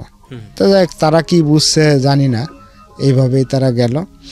আব্বার তো এদিক থেকে কোনো ট্রিটমেন্ট নাই, ওনার মেন্টালিটি মানে আসলে অনেকে বলছে যে পাগল হয়ে মারা গেছে। আবার ইসের এক ডাক্তার ছিল, উনি এসে মাঝে মধ্যে দেখতো, উনি বলছিল আমাকে যে ওনার ব্রেন ক্যান্সার হয়েছে। আর আদতে যে কি হয়ে মারা গেছে এটা আপনারা কেউ জানেন না? আমি অন্তত জানি না, কারণ আমি তখন কন্টিনিউ ঢাকায় কাজ করি। আপনার ছুটি দিলে কতক্ষণ কাজ করতে হতো? কাজ করতে হইতো হচ্ছে সকাল 8টার থেকে সন্ধ্যা 6টার থেকে ফিক্সড, এটা করতেই হবে। আর সন্ধ্যা 6টার সময় যদি আপনার টিফিন বলতে একটা রুটি একটা কলা দিত, 10 ঘন্টা প্রায় একটা রুটি একটা কলা দিত, যদি এটা দিত তাহলে আপনার রাত 10টা পর্যন্ত। এখন আমার এইদিকে ছিল যে বাড়ি টাকা পাঠাইতে হবে, এই কারণে আমি করতাম কি, আমি আসলাম সকাল 6:30টার দিকে। আচ্ছা, 6:30টায় আইসা ওই রাত 10টা পর্যন্ত চললে 10টা পর্যন্তই, আচ্ছা এই পর্যন্তই করতাম, কারণ আমার টাকার দরকার। আর আমি তখন কাজ শিখছি নতুন। কিন্তু মাঝখানে সবচেয়ে মজার ঘটনা আছে কি, আমি সোয়েটারের কাজটা শিখছিলাম মাত্র 3 দিনে। আচ্ছা, যাই হোক, আপনি এত কষ্ট করে বাড়িতে টাকাগুলো পাঠাতেন। কিন্তু এইটা দিয়ে আসলে মানে আমার মনের যে আকাঙ্ক্ষাটা ছিল এটা পূরণ হইতো না, কারণ এটা আমার সম্পূর্ণ আকাঙ্ক্ষা ছিল যে আমার আব্বার চিকিৎসা হইব এবং তারা খাইয়ে পরে কোনো রকম থাকবে। তো যাই হোক, পরবর্তীতে আব্বা 2010 সালে মারা গেল। এইভাবেই 2010 সালে মারা যাওয়ার পরে এখন চাচা আসছে তখন বিদেশে, আসার মধ্যে আসলো ফুফুরা, কিছু মানে সেরকম আত্মীয় স্বজনের কোনো বালাই নেই। মানে আত্মীয় স্বজন থেকে আমরা সব সময় কেন জানি মানে বিচ্ছিন্ন ছিলাম একদম শুরুর থেকেই। মানে সেরকম কোনো একজন যে একটু সমস্যায় পড়লে যে আরেকজন দেখবে সেরকম কোনো কানেকশনই ছিল না আমাদের ভিতরে। এটা হয়তো যার যার মনের রাগে বা অন্য কোনো কারণে হবে হয়তো। তো তখন হচ্ছে গিয়ে মানে করলাম যে ওনাকে জানা এই কবর দেওয়া হলো হচ্ছে গিয়ে বোয়ালমারি সুলনা গোরস্থানে। আচ্ছা, তাই সেরকম কোনো আত্মীয় স্বজন আমাদের আসছিল না। এরপরে আর আসলে মানে এই 2014 সাল পর্যন্ত মানে নর্মালি জীবনযাপন করছি। এর ভিতরে আল্লাহর রহমতে আর সেরকম কোনো আসে নাই। হ্যাঁ, 2010-এ যখন আব্বা মারা যায় তখন তো আমি আবার এর মাঝখানে কিন্তু আমি আবার সোয়েটার থেকে আমার মামার কাছে ফিরে আসি। আচ্ছা, তখন উনি আমাকে প্রস্তাব দিল যে তুই এত কষ্ট করে 10,000 টাকা বেতন পাস, খায়ে পরে তো আর বেশি থাকে না, তা আমাদের কোম্পানিতেই আবার চলে আয়, তোরে এখন একটু বেতন বাড়াই দিয়ে আসবো। কোম্পানিটা কিসের ছিল? এটা সেগের ওষুধের লেবেল প্রিন্টিং ফ্যাক্টরি, মানে ওষুধের উপরে যে লেবেলটা হয়, ওষুধের উপরে লেবেল প্রিন্টিং করেন। তো তখন বলল যে এটা তুই আমার এখানে আবার চলে আয়। তা আমি বললাম যে ঠিক আছে, যদি আপনার মনে হয় যে না ভালো হইব তাহলে আমি চলে আসি। আচ্ছা। তখন ওনাদের ফ্যাক্টরি মোটামুটি আর একটু ভালো চলতেছিল। এখন দিন যাচ্ছে কাজের চাপ বাড়তেছে, দিন যাচ্ছে কাজের চাপ বাড়তেছে। মাঝখানে ওভারটাইম চালু হয়ে গেল যে ওভারটাইম করতে হবে। কিন্তু তখন হচ্ছে গিয়ে আমার এই বড় মামা হচ্ছে গিয়ে ওই ফ্যাক্টরির ম্যানেজার হিসাবে, মানে পরিচালক হিসাবে ছিল। এখন পরিচালক হিসাবে থাকার কারণে আমাকে দেখা যাচ্ছে কি যে ওভারটাইমটা কম দেওয়া হইতো। আচ্ছা। আমি 2 ঘন্টা ওভারটাইম করলে আমার 1 ঘন্টা দিত। তা আমি এটা নিয়ে ওনার সাথে অনেকবার কথা বলছি যে আপনি আমাকে কম দিবেন কেন। তা উনি একটা কথা বলতো যে দেখো, আসলে আমি যদি তোমারে পারফেক্টলি সবই দিই তাহলে হয়তো কোনো সময় ম্যানেজমেন্ট জিজ্ঞেস করতে পারে যে বাইগনা বুল্লা কি বেশি হয় নাকি। আর আমি সবসময় একটু কাজ করার প্রতি আগ্রহ আমার একটু বেশিই ছিল। তো দেখা যাচ্ছে যে আর আমাকে খাটাইতো ওই রকম, মানে পরিশ্রমটা একটু বেশিই করাইতো। দেখা যাচ্ছে আমি 7টা-8টা পর্যন্ত করছি, আমার ওভারটাইম উঠছে 1 ঘন্টা।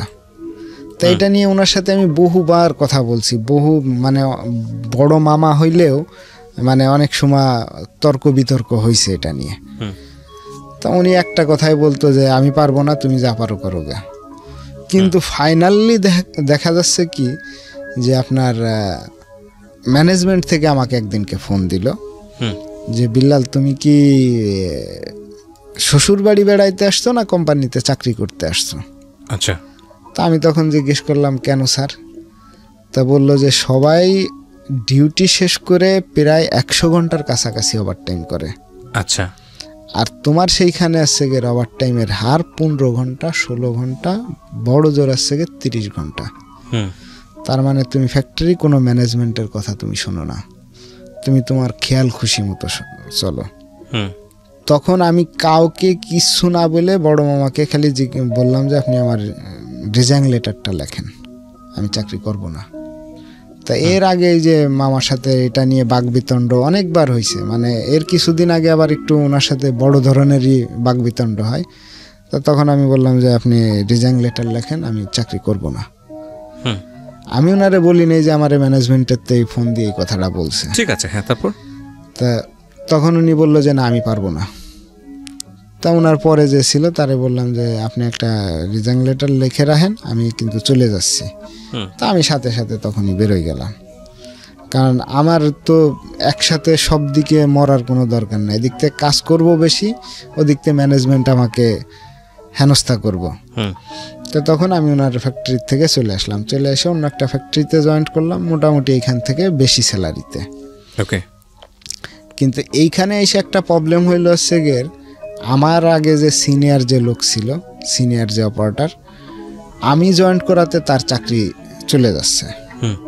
তো তখন সে আবার আমারে বলল যে ভাইগনা, মানে উনি আবার ছিল আমার মামার বেজের।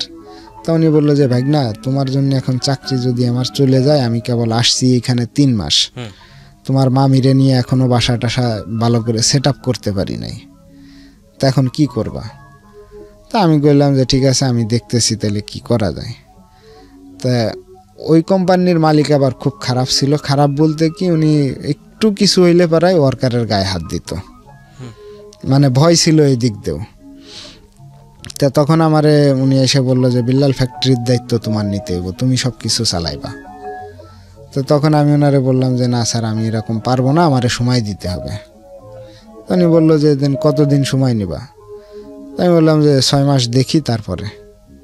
তো 6 মাস পরে উনি আমার আবার নক করলো যে বিল্লাল, আমি তো হারে রাখবো না। ওই দিনকে আর কি উনি আমার সরাসরি বললো যে আমি তো ওকে রাখবো না, তুমি সব কিছু বুঝে নাও।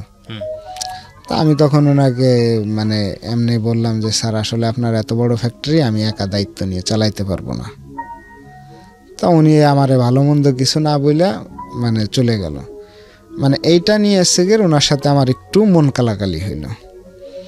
এইবার কি করলো, এই সিনিয়র যে অপারেটর ছিল মামার বন্ধু, উনি আবার এই স্যারের কাছে বিভিন্ন কথা লাগানো শুরু করলো, মানে কান কথা যেটারে বলে।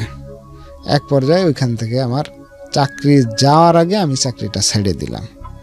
মানে আমি লাস্টে বুঝতে পারলাম যে হয়তো যে কোনো মুহূর্তে আমারে না করে দিতে পারে। এইটা বুঝলাম কখন, যখন আমাদের এগ্রিমেন্ট হওয়ার কথা বেতন বৃদ্ধি হওয়ার কথা, তখন সবারই বেতন বাড়ছে, আমারও বেতন বাড়ার কথা, যেখানে 2-3 হাজার টাকা সেখানে আমার বেতন টোটালি বাড়েই নাই। তখন আমি ভাবলাম যে তাহলে আমার চাকরি মনে হয় থাকবে না, তোর সাথে আমি আগেই চলে যাই। তখন হচ্ছে গিয়ে আমি আগে বেরোয় গেলাম। তো তখন আবার ওনার কথা ছিল যে চাকরি করবে না, ঠিক আছে 3 মাস সময় আমারে দিয়েই যাইতে হইব। তখন বাধ্য হয়ে 3 মাসের সময় দিয়ে আমি চলে আসলাম। এই 3 মাসের ভিতরে কি করব কোনো উপায়ন্ত না পাইয়া যে আর এক জায়গায় যাব। এখন যেরকম আপনার মনে করেন এই কোম্পানিগুলো অ্যাভেলেবেল হয়ে গেছে, অ্যাভেলেবেল বলতে 20-25টা হয়ে গেছে, তখন আবার এত ছিল না, আপনার 8-10টা ফ্যাক্টরি ছিল, আর সব হাই প্রোফাইলের ফ্যাক্টরি বাকি যেগুলো ছিল। তো তখন কি করার একজনের সাথে পরামর্শ করলাম, এই সোয়েটারের ফ্যাক্টরি করব। প্রিয় শ্রোতা, আপনারা শুনছেন প্রাণ মিস্টার ম্যাঙ্গো ক্যান্ডি প্রেজেন্স জীবন গল্প। আমি আরজি কিবরিয়া আপনার সঙ্গে রয়েছি এবং কথা না বাড়িয়ে আমার যিনি গেস্ট আছেন তার কাছেই ফিরতে চাই। আর এই অনুষ্ঠানে যদি আপনারা আসতে চান নিজের জীবন গল্প বলার জন্য, আমাদেরকে ফোন করবেন। আমাদের ফোন নাম্বার হচ্ছে 09611904904। আরও একবার বলছি 09611904 যেখানে আমরা ছিলাম। তারপর কি হলো? এই সোয়েটারের ফ্যাক্টরি করার জন্য নিয়ত করলাম। তখন আছে গিয়ে আমি অনলি 1 লাখ টাকা মূলধন নিয়ে ব্যবসায় নামলাম। 1 লাখ টাকা ব্যবসায় মূলধন নিয়ে নামার পরে যার সাথে আমার কথাবার্তা হইল, মানে যারে দিয়ে এটা চালাবো বা যে এটা মেন চালাইবো, ওর স্যালারি আছে গিয়ে তখন 10,000 টাকা দিতে হবে। আচ্ছা, রাইট। এখন তখন কিন্তু এই যে মানে ব্যবসাটা যে করব এটা কিন্তু কারোর সাথে শেয়ার করিনি, জাস্ট যাকে নিয়ে করব সে আর আমি। অথচ আমার এইখান থেকে মামার এইখানে দূরত্ব হচ্ছে গিয়ে হাইটে আসলে 2 মিনিট লাগবে। সেও কখনো যায় নাই, আর আমি তাকে বলছি কিন্তু বাট সে যায় নাই, কারণ তার এইখান থেকে চলে গেছিলাম রাগ করে, এই কারণে সেও রাগে কখনো যায় নাই। তো যাই হোক, এদিক দিয়ে তারে 10,000 টাকা বেতন দেওয়া লাগতেছে, এদিক দিয়ে ব্যবসা ততটা সুবিধাজনক না। লাস্টে এই করতে করতে আপনার ওইখানে প্রায় 2-2.5 লাখ টাকার উপরে দিনা হয়ে গেলাম। কানের বেতন দিতে হচ্ছে, এদিক থেকে সোয়েটারের সুতা কিনতে হচ্ছে। তো তারপরে একটা সুসময় ছিল যে আমি উঠে যাইতে পারবো, কিন্তু হঠাৎ করে আমাদের দেশে হয়তো মানে খেয়াল আছে কিনা আপনার, এই নির্বাচন তার আগের নির্বাচনটা 14তে হয়েছিল, সময় 14 মানে 13 শেষের দিকে। ওই নির্বাচনে আমাদের কথা ছিল, সব প্ল্যান প্রোগ্রাম ছিল সেগের বাংলাদেশের এই সোয়েটার ফ্যাক্টরির যে মানে বড় যে সংস্থা মানে কোম্পানি কাজ দেয়, এটা হচ্ছে রিংশান গ্রুপ। তো আমাদের কথাবার্তা রিংশান গ্রুপের সাথে হয় যে ওরা আমাদেরকে কাজ দিব। তো আমরা সেগের এই আশায় বসে থাকলাম যে নির্বাচন পরবর্তীতে হয়তো ডেভেলপ করতে পারবো, যার কারণে ধার দিনা মোটামুটি ভালোই করলাম। করার পরও চাইছিলাম যে টিকে থাকি, কিন্তু এই ধার দেনা এইগুলা মানে টোটালি শুধুমাত্র আমার ভিতরেই ছিল, যেটা বাইরের কেউ সেরকম জানতো না। তো তখন হচ্ছে গিয়ে আপনার আমাদের আগে মানে আমার আগে যে স্টেপটা ছিল, রিংশান গ্রুপের মাঝখানে যে মিডিয়াটা ছিল, এই মিডিয়াটা প্রায় 3.5 টন সুতা পুড়ায় ফেলায় দেয় নির্বাচনের কিছু আগ দিয়া। যখন এটা পুড়ায় ফেলায় দেয় তখন হচ্ছে গিয়ে রিংশান গ্রুপের সাথে তার সম্পর্কটা খারাপ, মানে মাঝখানে যে মিডিয়াটা কাজ এনে দিব তার সাথেই যখন সম্পর্ক নষ্ট হয়ে গেছে, অতএব আমার তো আর পাওয়ার কোনো সুযোগ নেই। এর ভিতরে আবার ঢুকে গেল হচ্ছে গিয়ে অটো মেশিন, মানে একসাথে আপনার 3-4 মাসের ভিতরে এই ঘটনাগুলা, যার কারণে আমি ওইখানে প্রায় সব মিলাই আপনার প্রায় 7 থেকে 8 লাখ টাকা ধরা খাই, যার আপনার 3 লাখ টাকার মতো ছিলাম দিনা। তো এইটা এখন মামা, এই যে বড় মামা, উনি আবার কিছুটা পরে ইনভলভ হয়েছিল, ইনভলভ হয়ে উনি প্রায় 1.5 লাখ টাকা উনি ভর্তুকি দিছে, 1 লাখ টাকার মতো আর কি জমি বিক্রি করে দিই। আর এই সেই করে মানে মোটামুটি দিনাটা কোনো রকম ক্লোজ হয়ে মানে চলে আসি, ব্যবসাটা বন্ধ। এই যে ধক্কলটা গেছে, এটাই পুরা আমি 3 মাসের মতো আমার ফ্যামিলির থেকেই আমি বিচ্ছিন্ন। ফ্যামিলি বলতে আমার আছে এক মা, তখন ফ্যামিলিটা আমার আছে গেলে এতটুকুই, কিন্তু তারপরও সেরকম কন্টিনিউ যোগাযোগ হইতো না। তখন আমি আম্মাকে বললাম যে আম্মা আপনি এক কাজ করেন, আমার তো এই অবস্থায় পড়ে গেছি, এখন তো কিছু করার নাই, আপনি মামাদের ওইখানে যেয়ে কিছুদিন থাকেন। তা উনি মামাদের এইখানে আসতো বিভিন্ন মানে প্রবলেমের কারণে উনি আবার চলে যেত, থাকতো না বেশি দিন। আসলে দেখা যাচ্ছে বলছি 1 সপ্তাহ থাকতে, সকালে আসতে বিকালে চলে গেছে, যার কারণে ওনার খাওয়া দাওয়া এটা সেটা সব কিছুতেই একটা অনিয়ম চলে আসলো। অনিয়ম চলে আসার কারণে ওনার ভিতরে আছে গিয়ে রোগে মানে রোগাক্রান্ত হওয়া শুরু করলো। হ্যাঁ আম্মা। কিন্তু উনি যদি তখন একটু ধৈর্য ধরে হয়তো মানে মামাদের এখানে থাকতো, তাহলে মনে হয় সেরকম কোনো সমস্যা হইতো না।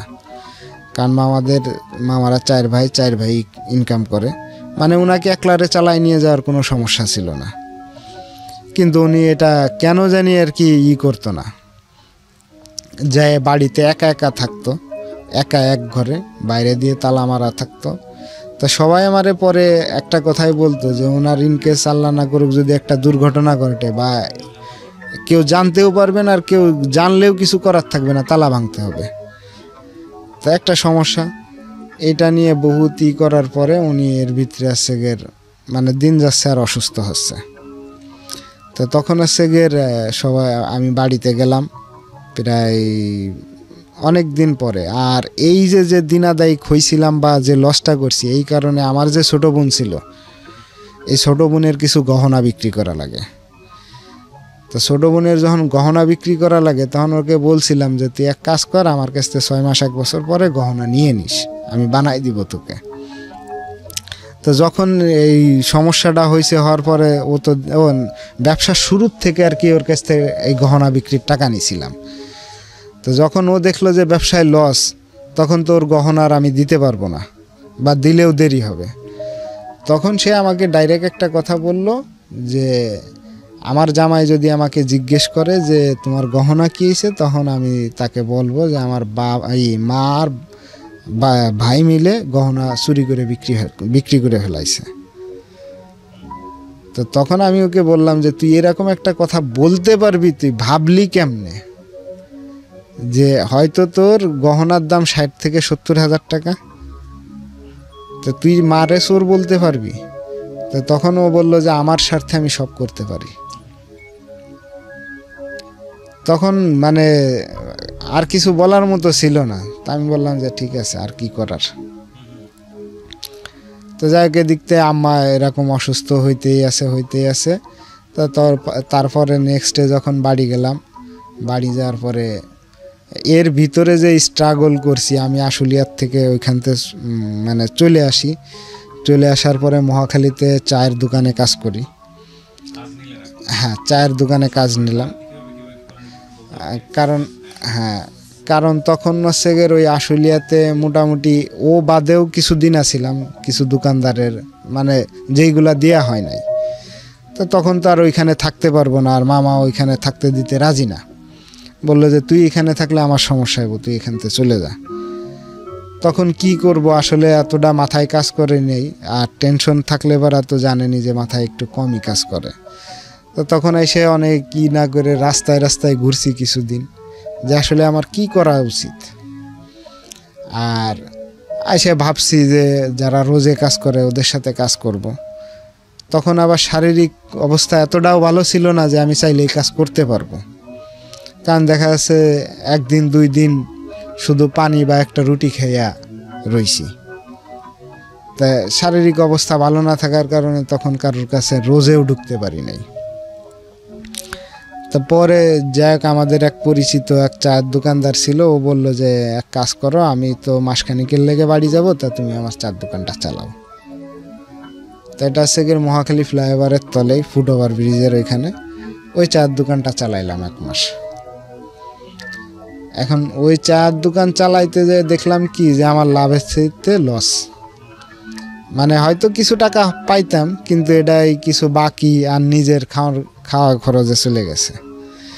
ওইখানতে আবার কি করলাম, এক বন্ধুবাবুর সাথে কথা বলে এদের কোম্পানিতে সিকিউরিটি গার্ডের চাকরি নিলাম। ওইখানে 6000 টাকা বেতনের চাকরি নিলাম। ৬,০০০ টাকা বেতনের চাকরি নিলে এখন যেহেতু বন্ধু বান্ধব সবই এক জায়গায়, মানে তখন ওই জায়গায় আবার 4-5 জন বন্ধু বান্ধব হয়ে গেলাম। এখন সময় পাস করার জন্য, কারণ কাজ নাই, মানে এটা হচ্ছে গিয়ে ডেভেলপার সাইট, তো সেরকম কোনো কাজই নাই। তো কাজ না থাকার কারণে দেখা যাচ্ছে 4 জন এক জায়গা হইলে পাড়ায় বসতাম তাস খেলতে। এই তাসটা খেলা হচ্ছে গিয়ে আপনার বেসিক্যালি মানে কিভাবে নেবেন জানি না, ৬,০০০ টাকা বেতন পেলে দেখা যাচ্ছে এই তাস খেলার পিছে 2-3 হাজার টাকা খরচ হয়ে যেত। মানে জুয়া না হইলেও জুয়ার মতো।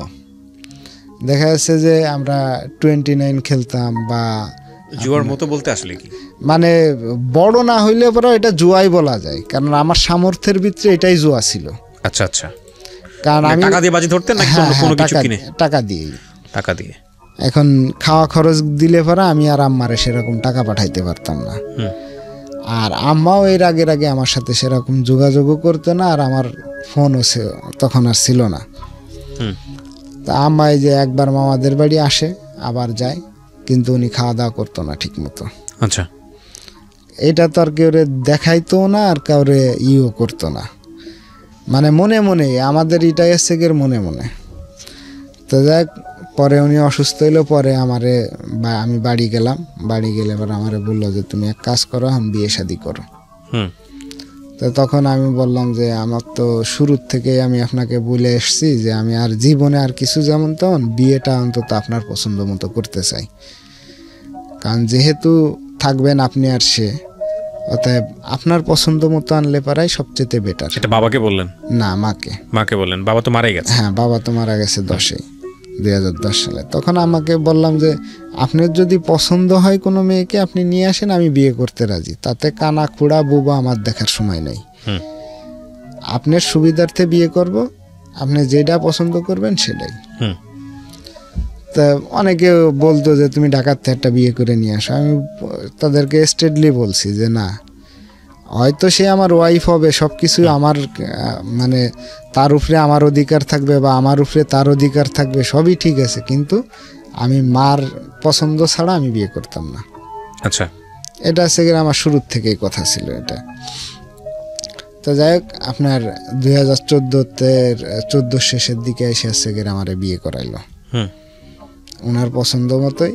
কিন্তু যখন বিয়ে করায় তখন হচ্ছে আমি, মানে অর্থনৈতিক অবস্থা তো ভালো না, তো ছোট বোনে 10,000 টাকা দিছিল বিয়ে করার জন্য। জি, আমার পকেট ফাঁকা।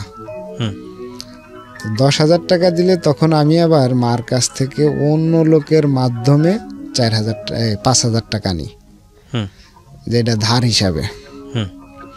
তা এই ধারের টাকাটা আর মারে ফেরত দিতে পারি নাই। আচ্ছা, মানে এই টাকাটা আমি ওনারে বলছিলাম যে মা আমার 5,000 টাকা লাগবো, তুমি আমারে দাও, বিয়ে দরকার হয় 2 মাস পরে করাও। তো তখন আম্মা বলছিল যে না, তোমার আর আমি 5টা পয়সাও দেব না। আচ্ছা, কারণ তুমি আমারে বহুতই করিছো, এখন এই টাকাটা দিছে তোমার ছোট বোনে তোমারে বিয়ে করানোর জন্য। কত টাকা? 10,000 টাকা। 10,000 টাকা। আচ্ছা, ওইখান থেকে এখন আমি চাওয়ার পরে যখন দিল না, তখন আমি আবার মানে অন্য লোকের মাধ্যমে ওইখান থেকে 4,000 টাকা নিয়ে আই। তো 4,000 টাকা নিয়ে এলে পরে কয়েকটা মেয়ে দেখলো, মানে হয় না, মেলে না, মানে যে কোনো কারণবশত মেলে না। তো তখন আমি আম্মারে বললাম যে তাহলে এক কাজ করো, যে কয়েক মাস পরে করো। এর ভিতরে আবার আমার একটা চাকরির কথা হইলো। জি। তো তখন আম্মা কইলো যে না, তোমার বিয়ে আমি এইবারই করাবো। তা আমাদের এলাকার, মানে ওনাকে ছোট করে বলা ঠিক হবে না, আমার শ্বশুর যিনি, মানে মোটামুটি দারিদ্রতার ভিতরে আছে। ওনার ভিটে বাড়ি সেরকম বলতে নাই, ওনার মানে আমার শ্বশুরের ভিটা বাড়ি নাই, আবার উনি নিজেও ইনকাম করে না। আচ্ছা, তো এরকম একটা পরিবার দেখে আপনার বিয়ে করা।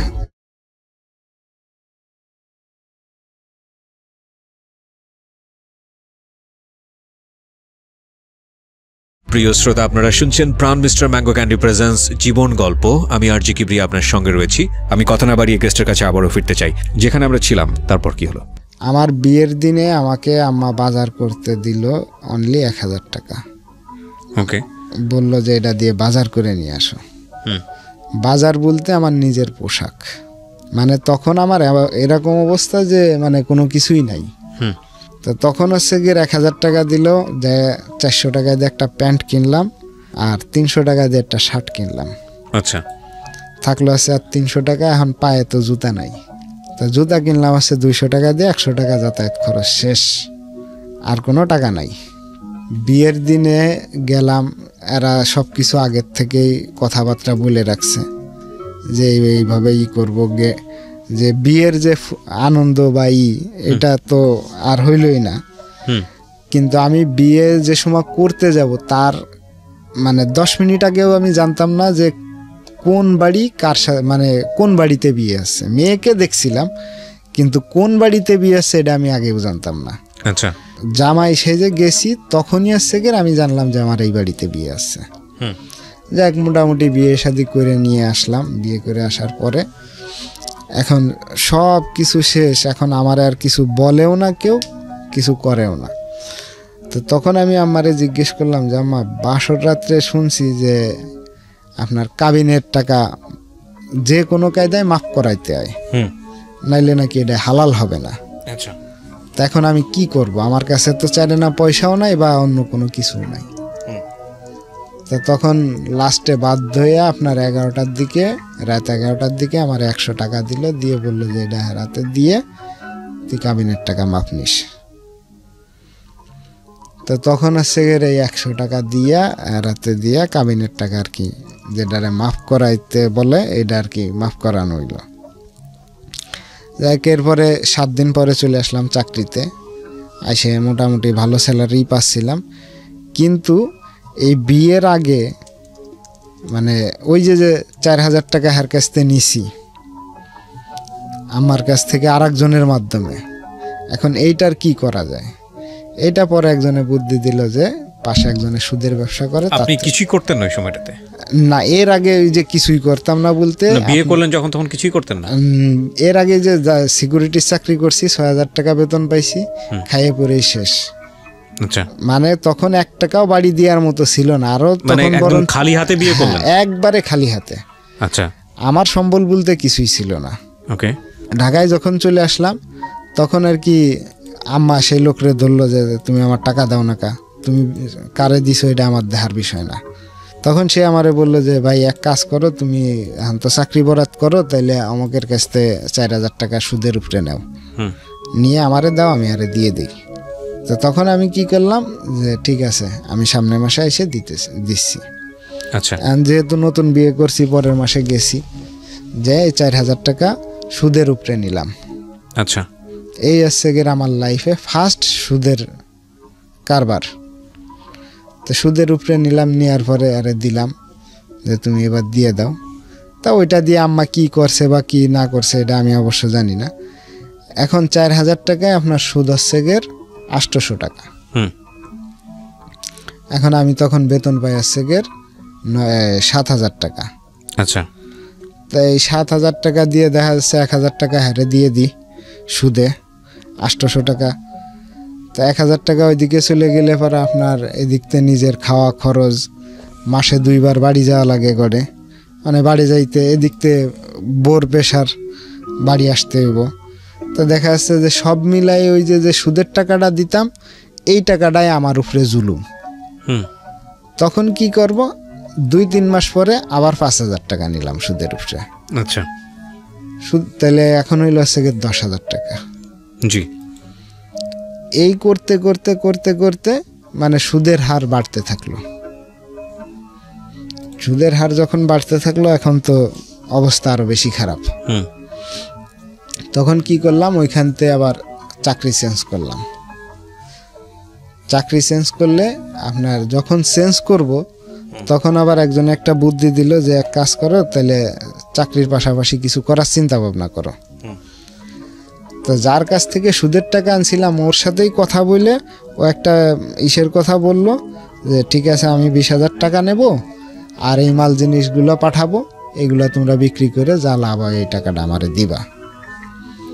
তা সুদের ব্যবসারও যে মিডিয়া ছিল সেও রাজি হইল কথায়, যে সুদের উপরে টাকা দিব সেও রাজি হইল, আমিও রাজি হইলাম। কথা ছিল আমি ঢাকার থেকে আপনার ইসের থেকে চকের থেকে কসমেটিক্স পাঠাবো, ওরা যে সুদের যে মাঝখানে যে মিডিয়া ছিল ও তখন বেকার, বললো যে আমি এটা ভ্যান গাড়িতে বেচবো, যা লাভ হইব 50-50। তা আমি বললাম 50-50 যদি হয় তাহলে আমি একটা হিসাব করলাম যে ওরে সুদের টাকা দেওয়ার পরেও আমার হয়তো কিছু থাকবে। তা আমি রাজি হইলাম। কিন্তু যে টাকাটা দিবে সুদের উপরে তার কথা আসছে গের ভাই তুমি ব্যবসা করো সমস্যা নাই, কিন্তু আগে আসছে গের আমার সুদ, তারপরে আসছে অন্য কথা। লাভ হোক আর না হোক এটা আমার দেখার বিষয় নয়, তুমি জিনিস দিবা আমি বিক্রি করব, ঠিক আছে, না করলে পরে তুমি আমারে বলতে পারবা না যে তুমি করলা না কা। মানে সে তার দায়বদ্ধতা থেকে দূরে চলে গেল। তখন আমি বললাম যে ঠিক আছে, তখন আমি আবার 20,000 টাকা নিলাম। তখন আছে টোটাল 30,000 টাকা সুদের উপরে। 30,000 টাকা সুদের উপরে এলে তাকে দেওয়া লাগে আসছে গের আমার 5,500 টাকা দেওয়া লাগতো, মানে 500 টাকা হারা আমার ছাড় দিল। তখন আমি আবার এইখান থেকে চাকরি ছেড়ে 14,000 টাকার চাকরিতে ঢুকলাম। এইখান থেকে ছেড়ে 14,000 টাকার চাকরিতে ঢুকলাম, কিন্তু আমার সুদের হার কিন্তু এখন 5,500 টাকা। এখন ওই একই অবস্থা, মানে খাইয়ে পরে দেওয়ার পরে সুদের টাকাটা এই যায় মানে কেমন যেন একটু টানাটানি পড়ে যায়, ওইটাই ভালো মতো দিতে পারি না। এরপরে আম্মা আছে হঠাৎ করে, ওনার আবার ডায়াবেটিস ছিল, উনি আছে হঠাৎ করে পা কাটলেন। এখন যখন পা কাটলেন, এখন পা কাটার পরে তো খুব অবস্থা খারাপ, পা শুকায় না। এখন আমাকেও বলে নাই যে পা কাটছে, এখন আমি যাই দেখি যে ওনার পা কাটা। তা ওয়াইফরে জিজ্ঞেস করলাম যে পা কাটছে তুমি আমারে জানাও নাই কে। এরপরে যখন পা কাটা গেল তখন তো ডায়াবেটিসের ওনার আছে ডায়াবেটিস 14, ঘা শুকায় না। তা বাড়ি যাওয়ার পরে আছে আমি এটা দেখলাম। জি। তো দেখলে পরে আমি ওয়াইফরে জিজ্ঞেস করলাম কি ব্যাপার, তোমার সাথে তো আমার ফোনে প্রতিদিনই কথা হয়, তা তুমি আমারে বলো নাই কে।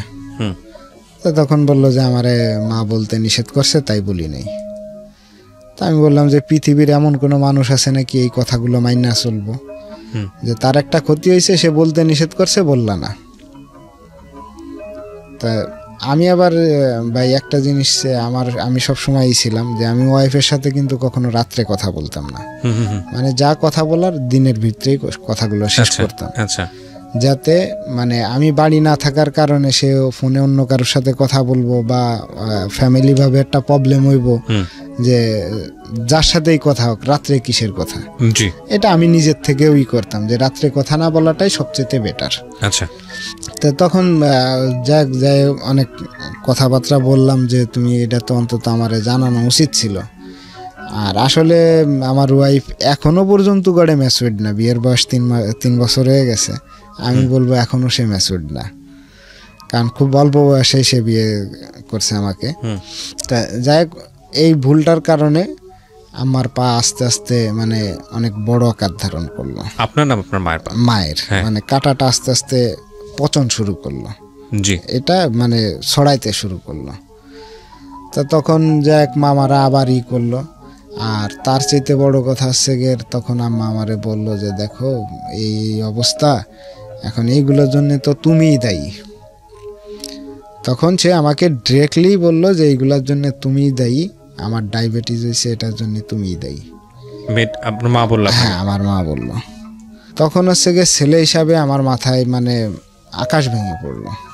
তখন যাই আবার সুদের উপরে আরো 20,000 টাকা নিয়ে ওনার ট্রিটমেন্ট শুরু করলাম।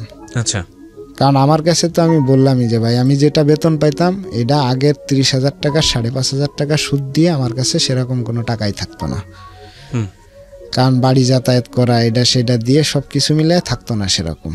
তো তখন আবার 20,000 টাকা নিলাম, নেওয়ার পরে আবার ট্রিটমেন্ট শুরু করলাম। এখন কোনো কিছুতেই কোনো কিছু হয় না, এলাকার ওষুধে কোনো কাজ হইল না। পরে মামা বললো যে ঠিক আছে এক কাজ করো তাহলে বারডেমে নিয়ে চলো। আচ্ছা, এখন বারডেমে যে আনবো তখন তো আমার এমনিই মানে নুন আনতে ফান্তা ফুরাচ্ছে তো আগের থেকেই। জি, তখন কি করার, আপনার বারডেমের একটা শাখা আছে টেকনিক্যালে, ওইখানে ভর্তি করা হলো। আচ্ছা, তো ওইখানে ভর্তি করার পরে যেভাবে মোটামুটি ট্রিটমেন্ট করা হলো, ট্রিটমেন্ট করাইলে পরে ওইখানে টোটাল বিল আসলো হচ্ছে আপনার সব মিলাইয়ে লাস্টে যখন রিলিজ করাইতে যাব তখন হচ্ছে গিয়ে আপনার 47,000 টাকা আসলো, আচ্ছা আপনার বিল আসলো। তা ওর ভিতরে আমি কত দূর মানে যত দূর পারছিলাম দিছিলাম, সম্ভবত আপনার 16-17 হাজার টাকা দিছিলাম। কারণ আমি তো ওইদিকে আবার সুদ টানতে টানতে আমার মাজা পড়ে যাচ্ছে, আমি কিছু করতে পারতেছি না। তো এরপরে এটা দেওয়ার পরে যাক বাড়ি নিয়ে গেলাম, পা মোটামুটি শুকাইছে, কিন্তু ওই ডায়াবেটিস কন্ট্রোলের জন্যে ওষুধ পানি এটা কন্টিনিউ দেওয়াই লাগতেছে। এখন আমার খরচ আরও বেড়ে গেছে। এখন খরচ বেড়ে গেলে পরেও আমি আগে পিছের কোনো চিন্তা না করে আমি সবসময় চেষ্টা করছি তার চাহিদাটা আগে পূরণ করতে। হ্যাঁ মা। তো যাকের ভিতরে আপনার আবার শুরু হইলো অন্য সমস্যা, যেরকম আজকে শরীর ব্যথা, কালকে মাথা ব্যথা, যেগুলো প্রচণ্ড আকার ধারণ করত। পরশুদিন জ্বর, মানে একটার পর একটা সিরিয়াল দিয়ে মানে অসুস্থ, মানে মনে হচ্ছে যে কিভাবে বলবো, মানে একটা শেষ হচ্ছে আর একটা আসতেছে। তো তখন আম্মা আমারে বললো যে এখন কি করবো, আমি তো এইভাবে আর থাকতে পারতেছি না, তোমরা পাও চিকিৎসা করছো ঠিক আছে, কিন্তু এখন আমি কি করব, আমার তো আর মানে কোনো কিছুই হয় না। আর এই কাটার পরে যে ওনার পাও ফুল ছিল, এই ফুলাটা কিন্তু তখনও কমে নাই, মানে কাটার সারার পরে ওনার পাটা আর কি ফুলা ছিল, মাংস বেশি। তো এইটা তো আর আসলে চিকিৎসা ক্ষেত্রে আমরা অতটা মানে যারা না বুঝে তারা কিন্তু এই প্রবলেমগুলোতে বেশি পড়ে। জি। তা পরে দেখা যাচ্ছে আজকে মাথা ব্যথা, কালকে বুক ব্যথা, মানে একটার পর একটা আছে। আর এদিক থেকে বউ অশান্তি শুরু করা ধরছে যে বাড়ি আম্মা এইটা করে এইটা করে, আমার ভাল লাগে না, থাকি দুইজনে, এই চিৎকার চেঁচামেচি করতেছে মাঝে মধ্যে, এখন কি করার। তা তখন আবার ওনারে নিয়ে আসলাম ঢাকাতে, আচ্ছা, ট্রিটমেন্ট করার জন্য। তো যখন ঢাকাতে ট্রিটমেন্ট করার জন্য আনবো, তখন উনি আমাকে একটা কথা বলল যে পকেটে যদি টাকা না থাকে তাহলে আমারে ঢাকায় নিয়ে না। যদি টাকা পকেটে যদি টাকা না থাকে তাহলে আমারে ঢাকা নিয়ে না। আচ্ছা আচ্ছা। তা আমি বললাম যে টাকা আছে। বললো যে টাকা আছে মুখ দিয়ে বললে হবে না, আমারে দেখাইতে হবে। এখন তখন কিবরিয়া ভাই আমার কাছে সম্ভবত 1,002 টাকার মতো ছিল। তবে মাকে ঢাকায় নিয়ে কি করবেন? ওনারে ট্রিটমেন্ট করতে হবে। আচ্ছা। কারণ ওনারও যে বললাম না যে একটা সমস্যা শেষ হচ্ছে আর একটা আসতেছে, এটা কারণ ডায়াবেটিসটা কন্ট্রোলে ছিল না, যেটা মনে হয়। ডায়াবেটিসটা কন্ট্রোলে থাকা না থাকা এটা সেগের আসলে ওই সময় মিন করি নাই। ওই সময় ডায়াবেটিস কন্ট্রোলে ছিল, সমস্যা ছিল অন্য জায়গাতে। আচ্ছা, তারপর তো তখন আমারে বললো যে বাবা যদি টাকা না থাকে তাহলে আমারে ঢাকা নিয়ে না, কারণ আমি ভাই গেরে আর কোনো প্রেশার দিতে চাই না। আচ্ছা। কারণ ওনার ভাইরা প্রেশারে পড়ছে, এক আব্বা মারা যাওয়ার আগে যখন ওই যে লোহাগাড়ার থেকে বাড়ি যাওয়ার আগে ওইখানে 3 মাস ছিল, এই একটা ভাইদের উপরে প্রেশার পড়ছে। আমি ব্যবসায় লস করার পরে 1.5 লাখ টাকার মতো তারা দিছে এই একটা প্রেশারে। আবার এই পা কাটাতে আপনার, জি বুঝতে পেরেছি। তারপর তা উনি বললো যে আমি আর ভাইদের প্রেশার দিতে চাই না। তা আমি বললাম যে তাহলে আমারে কি করতে হবে? কয় তুমি যদি আমারে টাকা দাও তাহলে আমি যাব, নাহলে যাব না। তা তখন আবার আমি কি করলাম, আগে ছিল কিন্তু 50,000 টাকা সুদের উপরে, 30 পরে 20, এখন আবার কি করলাম, আবার 20,000 টাকা নিলাম। আচ্ছা। আরও 20,000 টাকা নিলাম, নিয়ে ওনার হাতে দিলাম, বললাম যে এই যে টাকা আছে নেন। পরে ওনারে ঢাকায় নিয়ে আসা হলো। ঢাকায় নিয়ে আসার পরে ওনারে প্রথমে দেখানো হইলো কিডনিতে আপনার এই যে শ্যামলী হসপিটালের নামটা আছে কিডনি।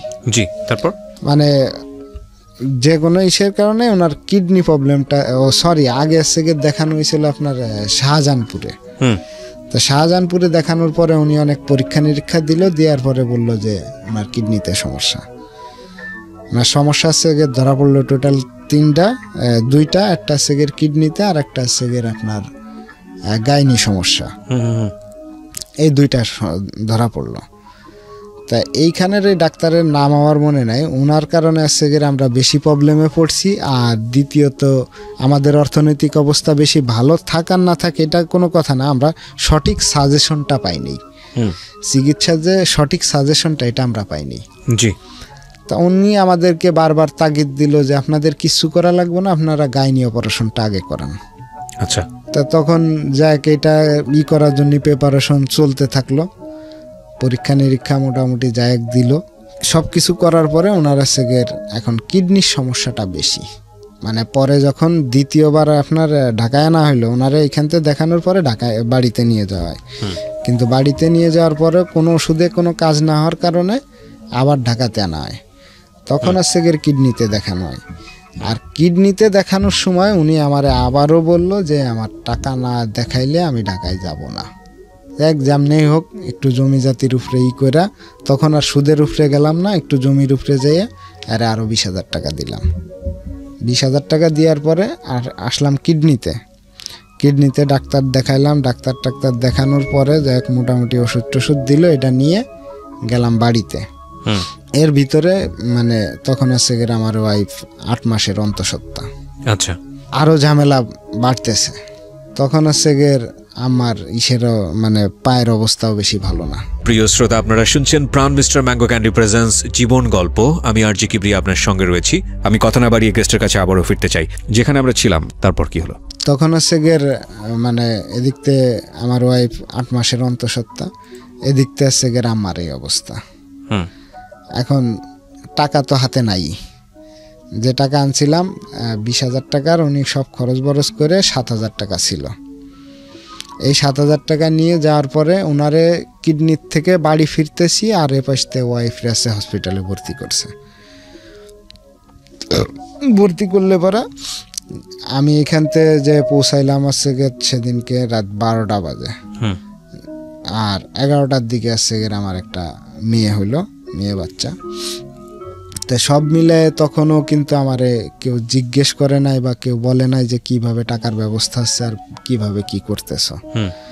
তো তখন ওয়াইফের পিছে প্রায় 17-18 হাজার টাকা লাগলো। আচ্ছা। এখন এই টাকাটা আবার কি করব, সুদের উপরেই নিলাম।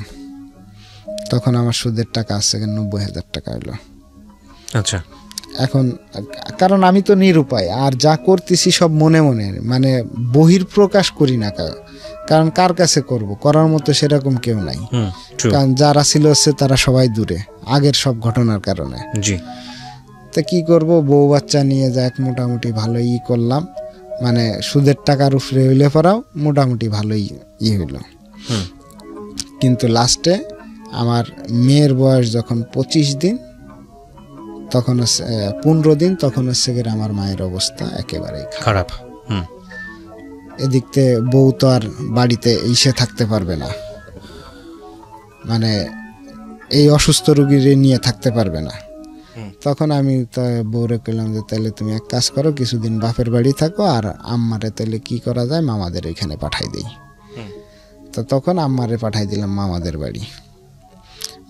বাড়ি পাঠাই দিলে ওই যে প্রবলেম একটাই, মানে উনিও মানবতা চিন্তা করতে যে একজনরে পানি খাইতে হইব, একজনের কাছে পানি চাইবো, তার যদি কষ্ট হয় এই কারণে তার কাছে পানিও চাইতো না, কিন্তু এই কষ্টগুলো আবার মনে মনে রাখতো। আপনার মা? হ্যাঁ, কিছুটা আপনি আপনার মায়ের ধাঁচ পেয়েছেন। ওকে, মানে যা আছে, যাদের যা প্রবলেম হোক নিজেদের মনে মনে। এইভাবে চলতে চলতে হঠাৎ করে আমি চিন্তা ভাবনা করলাম যে মানে আমি আসলে এই রোগ শোকে যে বললাম না যে সব কিছুর থেকে আমার অ্যাভয়েড রাখছে, আমি এই সম্পর্কে এত জানি না। পরে একজনের সাথে কথা বলতে বলতে বললো যে ডায়ালিসিস করলে যাক মোটামুটি ভালো হবে। তো এখন আমার ঘাড়ে কিন্তু 90,000 টাকা সুদের উপরে রয়েছে। তারপরেও আমি বলছি যে আমার স্থাবর অস্থাবর যা আছে সব বেচে আমি যদি 1 মাস পারি এই 1 মাসই ডায়ালিসিস করে রাখবো, কিন্তু তারপরে আমি ডায়ালিসিস করব। তো এখন মামারা আসলে কোনো দিকে আর আগাচ্ছে না, কারণ আগাইলেই তো টাকা লাগবে। জি, তারাও আর এখন কোনো মানে করতেছে না, তারা নর্মালি যে যতদিন থাকে এখন কিছু করার নাই। আমি আজকে শুক্রবারে বাড়িতে যাওয়ার কথা, যে শুক্রবারে যাই ডায়ালিসিস করব। হঠাৎ করে বৃহস্পতিবারে আমারে ফোন দিল যে তোমার আম্মা মারা গেছে। এটা আজকে 5 তারিখে, কিন্তু আমি আজকে 3 তারিখে এসে নতুন একটা কোম্পানিতে জয়েন করি। এখন পুরন কোম্পানির থেকেও বেতন পাই নাই, নতুন কোম্পানিতে তো কেবল আসছি।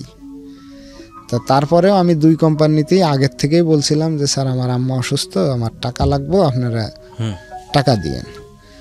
তা বৃহস্পতিবারে আসছে গিয়ে বিকালবেলা আমার নতুন কোম্পানির থেকেও টাকা দেওয়ার কথা, পুরান কোম্পানির থেকেও টাকা দেওয়ার কথা, কিন্তু আমি যে ফোন পাইছি সকালবেলা, তখন আমার পকেটে 4 আনা পয়সাও নেই।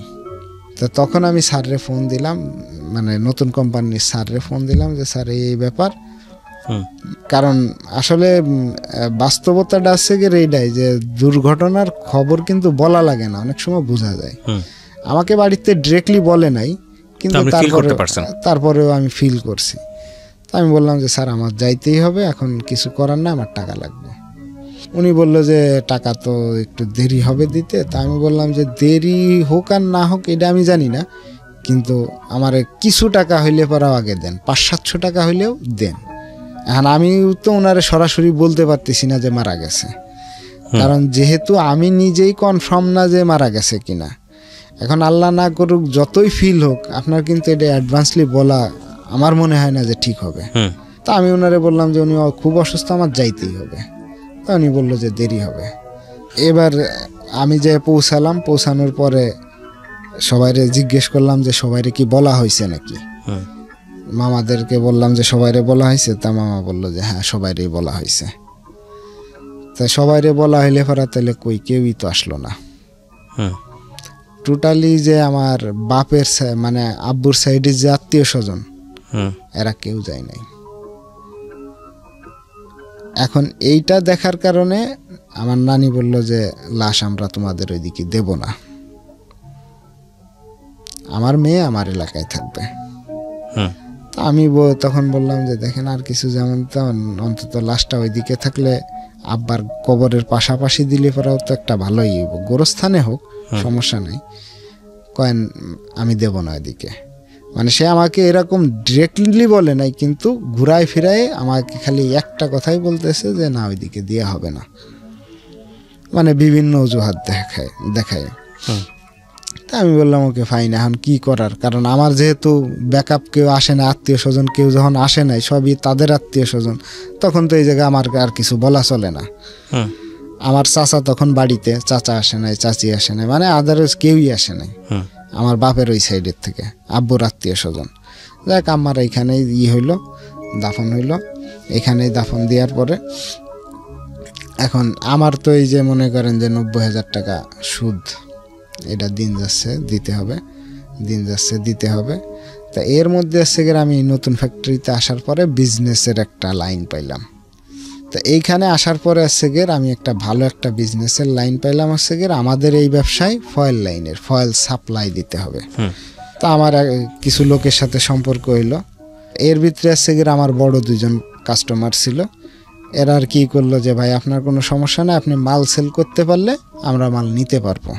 তো তখন হচ্ছে গিয়ে এরা মাল সেল মানে মাল চাওয়া শুরু করলো। আবার আমাদের কোম্পানি, মানে আমি যে নতুন কোম্পানিতে আসছি, উনিও আমার কাছ থেকে মাল নেওয়া শুরু করলো। এটা হচ্ছে আনপ্রিন্টেড, মানে সাদা ফয়েলটা, এটাই কোনো লেখা থাকে না। আচ্ছা, তা এটা করার সময় এদিক থেকে মোটামুটি ভালো প্রফিট পাওয়ার কারণে ওদিক থেকে সুদের টাকা ভালোভাবেই দিচ্ছি, আবার এদিক থেকে মানে নিজেও একটু স্বাচ্ছন্দ্যে চলতেছি। কিন্তু এই ব্যাকআপটা নিয়েছিলাম আমার এক পরিচিত ভাইয়ের কাছ থেকে। ওনার কাছ থেকে প্রথমে 40,000 টাকা নিয়ে এটা শুরু করি। এখন দেখি যে মোটামুটি ভালো প্রফিট হয়। তখন আমি আবার কি করলাম, আরেকজনের কাছ থেকে 1 লাখ টাকা সুদের উপরে নিলাম। আচ্ছা, এর হচ্ছে গিয়ে মাসে 10,000 টাকা। এখন সব মিলায় কিন্তু খুব ভালো চলতেছি, মানে সবাইরে সুদের টাকা দেওয়ার পরেও মোটামুটি যথেষ্ট ভালো চলতেছি। আবার এদিক থেকে তখন আমার স্যালারি হচ্ছে গিয়ে এই ফ্যাক্টরিতে 18,000 টাকা। আচ্ছা, মানে সব ওভারঅল সব মিলায় খুব সুখে আছি। এর ভিতরে আপনার আমার বড় যে 2 পার্টি, এই 2 পার্টি আবার আমার একটা নতুন অফার দিল। নতুন অফার দিল, এটা হচ্ছে গিয়ে কি ডুপ্লিকেট যে ওষুধগুলা তৈরি করে, এই ওষুধের প্রিন্ট করা হচ্ছে গিয়ে খুব ঝামেলা। আচ্ছা, মানে লেখা যেটা প্রিন্ট হবে এটা হচ্ছে গিয়ে সবচেয়ে বড় ঝামেলার। তা এইটা আমি যদি ওনাকে করে দিই, ওনারা ভালো প্রফিট দিব। তা আমি কি জানি, মানে অতটা না করে আমি কইছি যে ঠিক আছে আমি দেখি, চিন্তা ভাবনা করে দেখি। তো এক পর্যায়ে যাই আমি এদের কথায় রাজি হইলাম।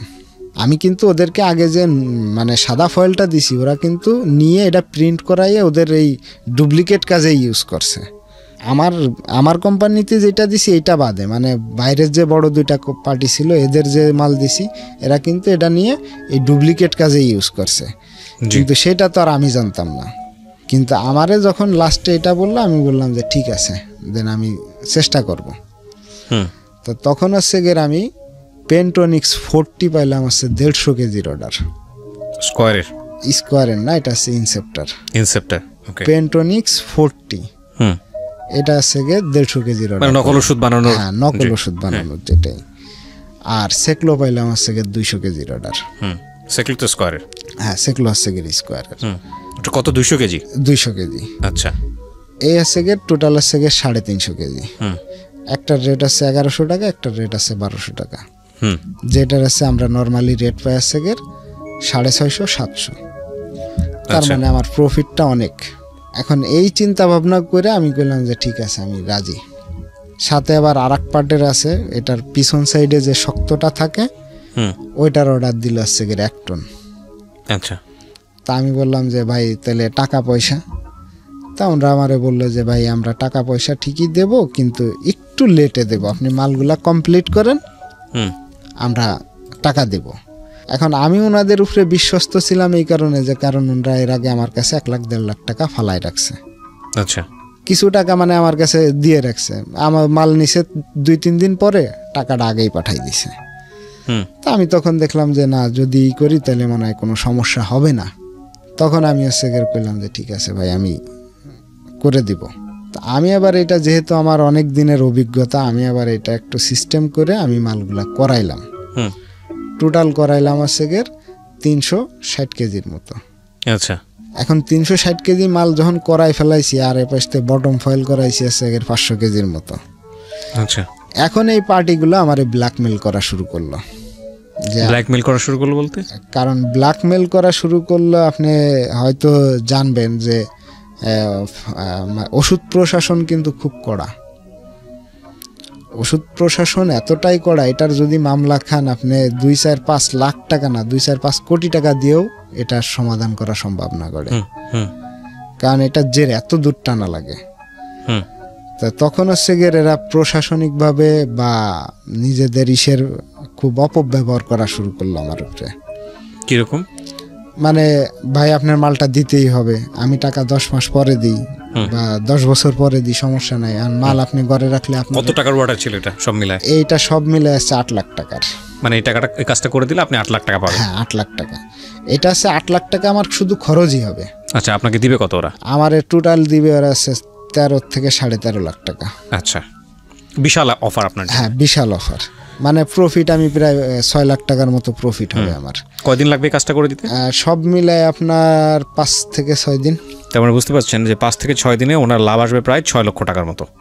আর এইটা দেখা যাচ্ছে 6 লক্ষ টাকা ওনার কাছে কি, সেটা আপনারা যারা এতক্ষণ স্টোরি শুনেছেন তারা বুঝতে পারছেন, বাট ঘটনা কোথায় ঘটেছে এতক্ষণ যারা শুনেছেন সেটার দিকে আমরা আগাবো। হ্যাঁ, তারপরে এখন ওরা আমাকে বিভিন্ন ধরনের হুমকি ধামকি দেওয়া শুরু করলো যে কাজটা কেন দিচ্ছেন না, যে কাজটা আপনি করছেন, এখন ঘরে রাখলে তো আপনারা আমি মামলা করে দিলে পরে আপনি ফাঁসা যাবেন। তো কাজটা করেও ফেলছেন আপনি? হ্যাঁ, কাজটা এটা যেহেতু আমি এই বিষয়ে বললাম না 14-15 বছরের অভিজ্ঞতা, যখন এটা আমার করতে অতটা মানে অসুবিধা হয় নাই। আর তার চাইতে একটা কথা বলে রাখি, এই ডুপ্লিকেট কাজের যত নেটওয়ার্কই থাক, আমি একটু হলেও জানতে পারি যে এই কাজটা অমুক জায়গা করাচ্ছে বা অমুকে এই কাজটা পাইছে বা অমুকে এই কাজটা করাবে। মানে আমার কাছে একটু হলেও আসতো। জি। তা তখন সে আমারে বিভিন্নভাবে আর কি ভয় দেখানো শুরু করলো যে এখন তুমি কি করবা। তা আমি তখন আবার একটা জিনিস করলাম যে আমি এই মালগুলা আগে যেগুলা ছাড়ছি মাল, এগুলা তো আমি নিজেই জানি না যে আসলে কি মাল করছে ওরা। বিভিন্নজন বিভিন্নভাবে কথা বলে আমার কাছ থেকে মালগুলা নিছে। আদতে ওরা কি প্রিন্ট করছে আমি এটা নিজেও জানতাম না, কিন্তু এটা তো আমি সরাসরি অপরাধের সাথে জড়িত। যে তখন একটা জিনিস কি জানি আমার মাথার ভিতরেই করলো যে আমি মানে এটা বলতেও পারবো না যে আমি লাখ লাখ মানে হাজার হাজার মানুষ না, প্রায় লাখ লাখ মানুষের সাথে প্রতারণা করা হবে এটা আমার। যেটা আমার মানে করা মনে হয় না উচিত হবে। আচ্ছা, মানে এই চিন্তা ভাবনা করে আমি অনলি 13 দিনের ভিতরে ডিসিশন নিলাম যে আমি এটা কি করব, এবং এই 13 দিনের ভিতরে আমার এই 8 লাখ টাকার মাল আমি অনলি 1.5 লাখ টাকায় বিক্রি করে ফেলাইলাম। 1.5 লাখ টাকা বিক্রি করলেন বলতে? এটারে ওয়েস্টেজ হিসাবে বিক্রি করে ফেলাইলাম। ওয়েস্টেজ হিসেবে বিক্রি করলো তো এটা আলটিমেটলি ওয়েস্টেজ করলেন। আলটিমেটলি ওয়েস্টেজ যদি আমি করা হয়, এটা যেভাবে ওয়েস্টেজ করা হয়েছে এটা দিয়ে আর কেউ কোনো কাজ করতে পারবে না। আচ্ছা, তখন 1.5 লাখ টাকার ভিতরে এটা বিক্রি করে ফেলাইলাম। কিন্তু আমার তো এখানে প্রায় 6 লাখ টাকা ঘাটতি। এই 6 লাখ টাকা সবই আমার সুদের উপরে আনা। শুধুমাত্র 2 লাখ। এটা আপনি কাজের আগে চিন্তা করেননি কেন? এটা আসলে আমি বেসিক্যালি যদি এখন বলেন তাহলে আমি বলবো আমার যে আগের সুদের টাকাটা ছিল, আমি চাইছিলাম ওই টাকাটা শোধ হয়ে গেলে পরা, মানে লোভটা আসলে কেমন আমি নিজেও বলতে পারবো না। আসলে কিছু সময় থাকে মোহর ভিতরে, আর মোহটা কাটে গেলে যখন আপনার বিবেকটা দাঁড়াবে তখন দুইটা মানে অনেক ফারাক, আলো এবং অন্ধকারের মধ্যে। তখন ছিলাম একটা মোহর ভিতরে যে সারা জীবন কষ্ট করে গেছি আমি 2003 সাল থেকে আজ ফাইন। আমি ইভালুয়েশনের জায়গায় আমি যাই। আপনার গল্পটা এতক্ষণ শুনলাম তো খুব ট্রিকি মনে হয়েছে আমার কাছে, এতক্ষণ চুপ করে শুনছিলাম। গল্পটা মূলত আপনার লাস্ট 3 মিনিট, আর আগে যে গল্পগুলো বলতেন সেটা আপনার প্রেক্ষাপট, সেখানে ইন্টারেস্টিং কিছুই পাইনি আমি। হ্যাঁ, স্ট্রাগল আছে, ভয়ঙ্কর রকমের স্ট্রাগল আছে, বারবার হোঁচট খেয়ে উঠে দাঁড়ানোর গল্প, কিন্তু লাস্ট 3 মিনিট আমার কাছে মনে হচ্ছে এটা হচ্ছে গল্প। এই লোকটা কি পরিমাণ অর্থ কষ্টে ছিল সারাটা জীবন। একটা জিনিস চিন্তা করে দেখেন, মায়ের ট্রিটমেন্ট প্রপারলি হয়নি, বাপের ট্রিটমেন্ট প্রপারলি হয়নি, গার্মেন্টসে কাজ করেছে। ওর কাছে 5-7 লাখ টাকা যদি ক্যাশের কথা আসে তাহলে ওর দ্বারা ভয়ঙ্কর রকমের খারাপ কাজ করা সম্ভব, এ ব্যাপারে কোনো সন্দেহ নাই। যেই জিনিসটা ওর কাছে এসছে সেকলো, আর কি যেন এসছে, প্যান্টোজেন 20, এটা হচ্ছে একটা হচ্ছে ইনসেপ্টার ওষুধ আর একটা হচ্ছে স্কয়ারের ওষুধ, মানে নকল ওষুধের যে মোড়কটা থাকে ওই মোড়কটা ওনাকে প্রিন্ট করে দিতে হবে। এই কাজটা ছিল 8 লাখ টাকার অর্ডার, এবং এটার জন্য ওনার 8 লাখ টাকা সুদে নেয়া বা ঋণে নেয়া, যাই বলি না কেন, এবং এটা কাজটা করে দিলে ওনার 6 লাখ টাকা ওনার লাভ থাকতো। 6 দিনে কাজটা কমপ্লিট হতো। উনি কাজটা করেছেন, করার পরে উনি ডেলিভারি দেননি, 1-1.5 মাস ওনার কাছে বন্ধ করে রেখেছেন, এবং যখন ওনাকে হুমকিও দেওয়া হয়েছে তখন উনি কাজটা ওদের কাছে না দিয়ে উনি যেটা করেছেন কাজটাকে ওয়েস্টেজ হিসেবে বিক্রি করে দিয়েছেন। এতে করে ওনার 6 লাখ টাকা লসে চলে গেছে। তো ভেরি ইন্টারেস্টিং স্টোরি। এবং এই লোকটার বর্তমান অবস্থা কি সেদিকে আমরা নাই বা গেলাম। আপনার বাচ্চার বয়স কত? 2 বছরের কাছাকাছি। 2 বছরের কাছাকাছি। কোথায় থাকেন? ঢাকাতেই? ঢাকাতেই আছি। কি করেন আপনি এখন? আসলে কত টাকা ঋণ? আমি এখন প্রায় সব মিলায়ে 6.5 লাখ টাকা। 6.5 লাখ টাকা ঋণ এই ঘটনার প্রেক্ষাপটে? এই ঘটনার প্রেক্ষাপটে আর এই যে আমার ব্যাকগ্রাউন্ডের কিছু কারণে 6.5 লাখ টাকা ঋণ। তো আপনি এখন করেন কি, পেশায় কি করেন? আসলে এখন আমি এটা নষ্ট করার পরে আমি যে বললাম না যে আমি হচ্ছে একা একা সব কিছু করতে পছন্দ করি। আপনি করেনটা কি সেটা আমাকে বলুন। আপাতত বেকার। আমি 2টা জিনিস আপনাকে বলি। প্রথম কথা হচ্ছে আপনি এখানে আসছেন, আপনি আজকে একটা গল্প বলে গেলেন, ভালো মন্দ দুটো নিয়েই আছেন আপনি। আমি এটা বিশ্বাস করি। আমি ইন্টারমিডিয়েটে পড়েছিলাম ডক্টর জ্যাকিল অ্যান্ড মিস্টার হাইড নামে দুটো ক্যারেক্টার একটা মানুষের মধ্যেই থাকে। একটা মানুষ দিনের বেলায় অনেক ভালো, ডক্টর জ্যাকিল, আরেকজন হচ্ছেন মিস্টার হাইড, যিনি রাতের বেলা বের হয়ে মানুষকে খুন করেন, মানুষের মাথা ফাটায় দেন। সো আমি বিশ্বাস করি একটা মানুষের মধ্যেই ভালো মন্দ দুটোই আছে। আপনি যেটা একটু আগে খুব সুন্দর করে বলছিলেন যে আলো আধারের খেলার মতো, খুবই চমৎকার উদাহরণ, খুবই চমৎকার উদাহরণ। আপনি শেষ পর্যন্ত খারাপ কাজটি করেন নাই, আপনি বেঁচে গেছেন। আপনি সৃষ্টিকর্তা বিশ্বাস করেন, আল্লাহ বিশ্বাস করেন? আমি যেহেতু বিশ্বাস করি, আমার জায়গা থেকে আমি এতটুকু বুঝি যে একটা মানুষ তার বিবেকের কাছে সবচেয়ে বড় দায়বদ্ধ, ভয়ঙ্কর রকমভাবে দায়বদ্ধ। প্রত্যেকটা মানুষের দ্বারাই খারাপ কাজ করার সম্ভাবনা আছে। Every man in the world, কেউই মহামানব না, কেউই মহামানব না, সে যেই হোক, একেবারে আপনার টপ লেভেলের থেকে শুরু করে গ্রাসরুট লেভেলের সবার দ্বারা খারাপ কাজ করা সম্ভব, সবার দ্বারা খারাপ কাজ হতেও পারে। সেই জায়গাটা থেকে আপনি খারাপ কাজের দ্বার প্রান্তে গিয়ে ওখান থেকে ফিরে এসেছেন। আপনি যা বলেছেন সেটা যদি সত্য হয়ে থাকে, এখানে আমি একটা কথা বলি, তাহলে আপনি সারা জীবনের জন্য বেঁচে গেছেন। কারণ আপনি যে ওষুধগুলোর মোড়ক তৈরি করে দিতেন, এতগুলো মানুষের অপকার হতো, এখানে লক্ষ লক্ষ মানুষের অপকার হতো, এবং এই লক্ষ লক্ষ মানুষের মধ্যে কেউ হয়তো এই ভুল ওষুধটা খেয়ে হয়তো মারাও যেতে পারতো, সেটা দায় হতো আপনার কাছে এসে পড়তো। তো আপনি সারা জীবনে যে বললেন যে আপনি নিজের মধ্যে রাখেন, কষ্টটা নিজের মধ্যে রাখেন ভয়ঙ্কর রকমভাবে, এবং সেটা আপনি ছোটবেলা থেকে দেখেছেন। এই যে কষ্টটা হতো আপনার মধ্যে, এইটা তো ভয়ঙ্কর রকম, ওটার চাইতে এটা 10 গুণ 100 গুণ বেশি কষ্ট। এটা থেকে আপনি নিজেকে কখনোই ক্ষমা করতে পারতেন না। 6.5 লাখ টাকা একটা মানুষের জীবনে খুব বেশি টাকা না। আল্লাহ আপনাকে হয়তো এমনভাবে দেবেন, এমনভাবে সাহায্য করবেন এই একটা ভালো কাজের কারণে, যে আপনি আজকে হয়তো ভয়ঙ্কর রকম বাজে একটা সিচুয়েশনের মধ্যে আছেন, বেকার আছেন, আল্লাহ হয়তো আপনাকে এত বেশি ধনাঢ্যমান করবেন, তাওয়াক্কালতু আলাল্লাহ, যে একটা সময় মনে হবে যে আপনার জীবনের সবচেয়ে ভালো কাজটাই ছিল এটা, যে আপনি অন্তত এই লক্ষ লক্ষ মানুষকে নকল ওষুধের, যে ওরা হয়তো দিবে অন্য কোনোভাবে দিবে, কিন্তু আপনি সেটার পার্ট হননি। তো আমি শুধু একটা কথাই বলতে চাই, আজকের এই জীবন গল্পটা খুব ট্রিকি একটা গল্প। আমি প্রথম থেকে শুনছিলাম, সামহাও আমার কাছে খুব বোরিং লাগছিল, কিন্তু আমি জীবন গল্পটা চোখের সামনে দেখতে পেয়েছি। একটা ছেলের ভয়ঙ্কর রকমের স্ট্রাগল করা, কিছু মেন্টাল ডিসঅর্ডার আমি বলবো, বা ঠিক ডিসঅর্ডার না, ওর আসলে শেয়ার করার মতো কোনো ব্যাপার স্যাপার ছিল না। 2000 টাকা নিয়ে মাকে বাঁচানোর জন্য যুদ্ধ, লক্ষ লক্ষ টাকা মাথার উপরে ঋণ, তারপরেও সে শেষ পর্যন্ত খারাপ কাজটি করেনি। আমি শুধু এই গল্পটা রেডিওতে প্রচার করেছি একটাই কারণে, প্রিয় শ্রোতা, বিশ্বাস করেন আমরা প্রত্যেকটা মানুষই কোনো না কোনোভাবে ভুল করি এবং অপরাধ করি, ছোট হোক বড় হোক, কেউ হয়তো জানে কেউ তো জানে না, কিন্তু আপনি জানেন এবং আপনার সৃষ্টিকর্তা জানেন। আল্লাহ আমাদেরকে সবাইকে ভুল থেকে বাঁচার তৌফিক দেয়। কিন্তু একটা মানুষ যখন ভুল করতে যায়, ভুলটা যখন সে ড্রাইভ করেও ফেললো, ঠিক তখন ওই মানুষটা জানে সে ভুল করছে। কিন্তু সব মানুষের এই রকম বিবেক থাকে না যে চাইলেই সব কিছু লোভ টোভ সব কিছু চিন্তা বাদ দিয়ে, লক্ষ লক্ষ টাকার লোভ টোভ সব কিছু বাদ দিয়ে নিজেকে ব্যাকড্রপ করে ফেললো, যে না এই কাজটা থেকে আমি যদি ফিরায় আসি তাইলে যা হয় হবে, কিন্তু এতগুলো মানুষ তো সেফ হবে। আপনি চিন্তা করে দেখেন, ও যদি পিছন ফিরে তাকায় 6.5 লাখ টাকার ঋণ, ও যদি সামনের দিকে আগায় তাইলে কেউ হয়তো জানবে না, কিন্তু লক্ষ লক্ষ মানুষের সে ক্ষতি করবে। এই মানুষটা করে নাই। কত ভয়ঙ্কর রকমের বিবেকবান একজন মানুষ, এবং আমরা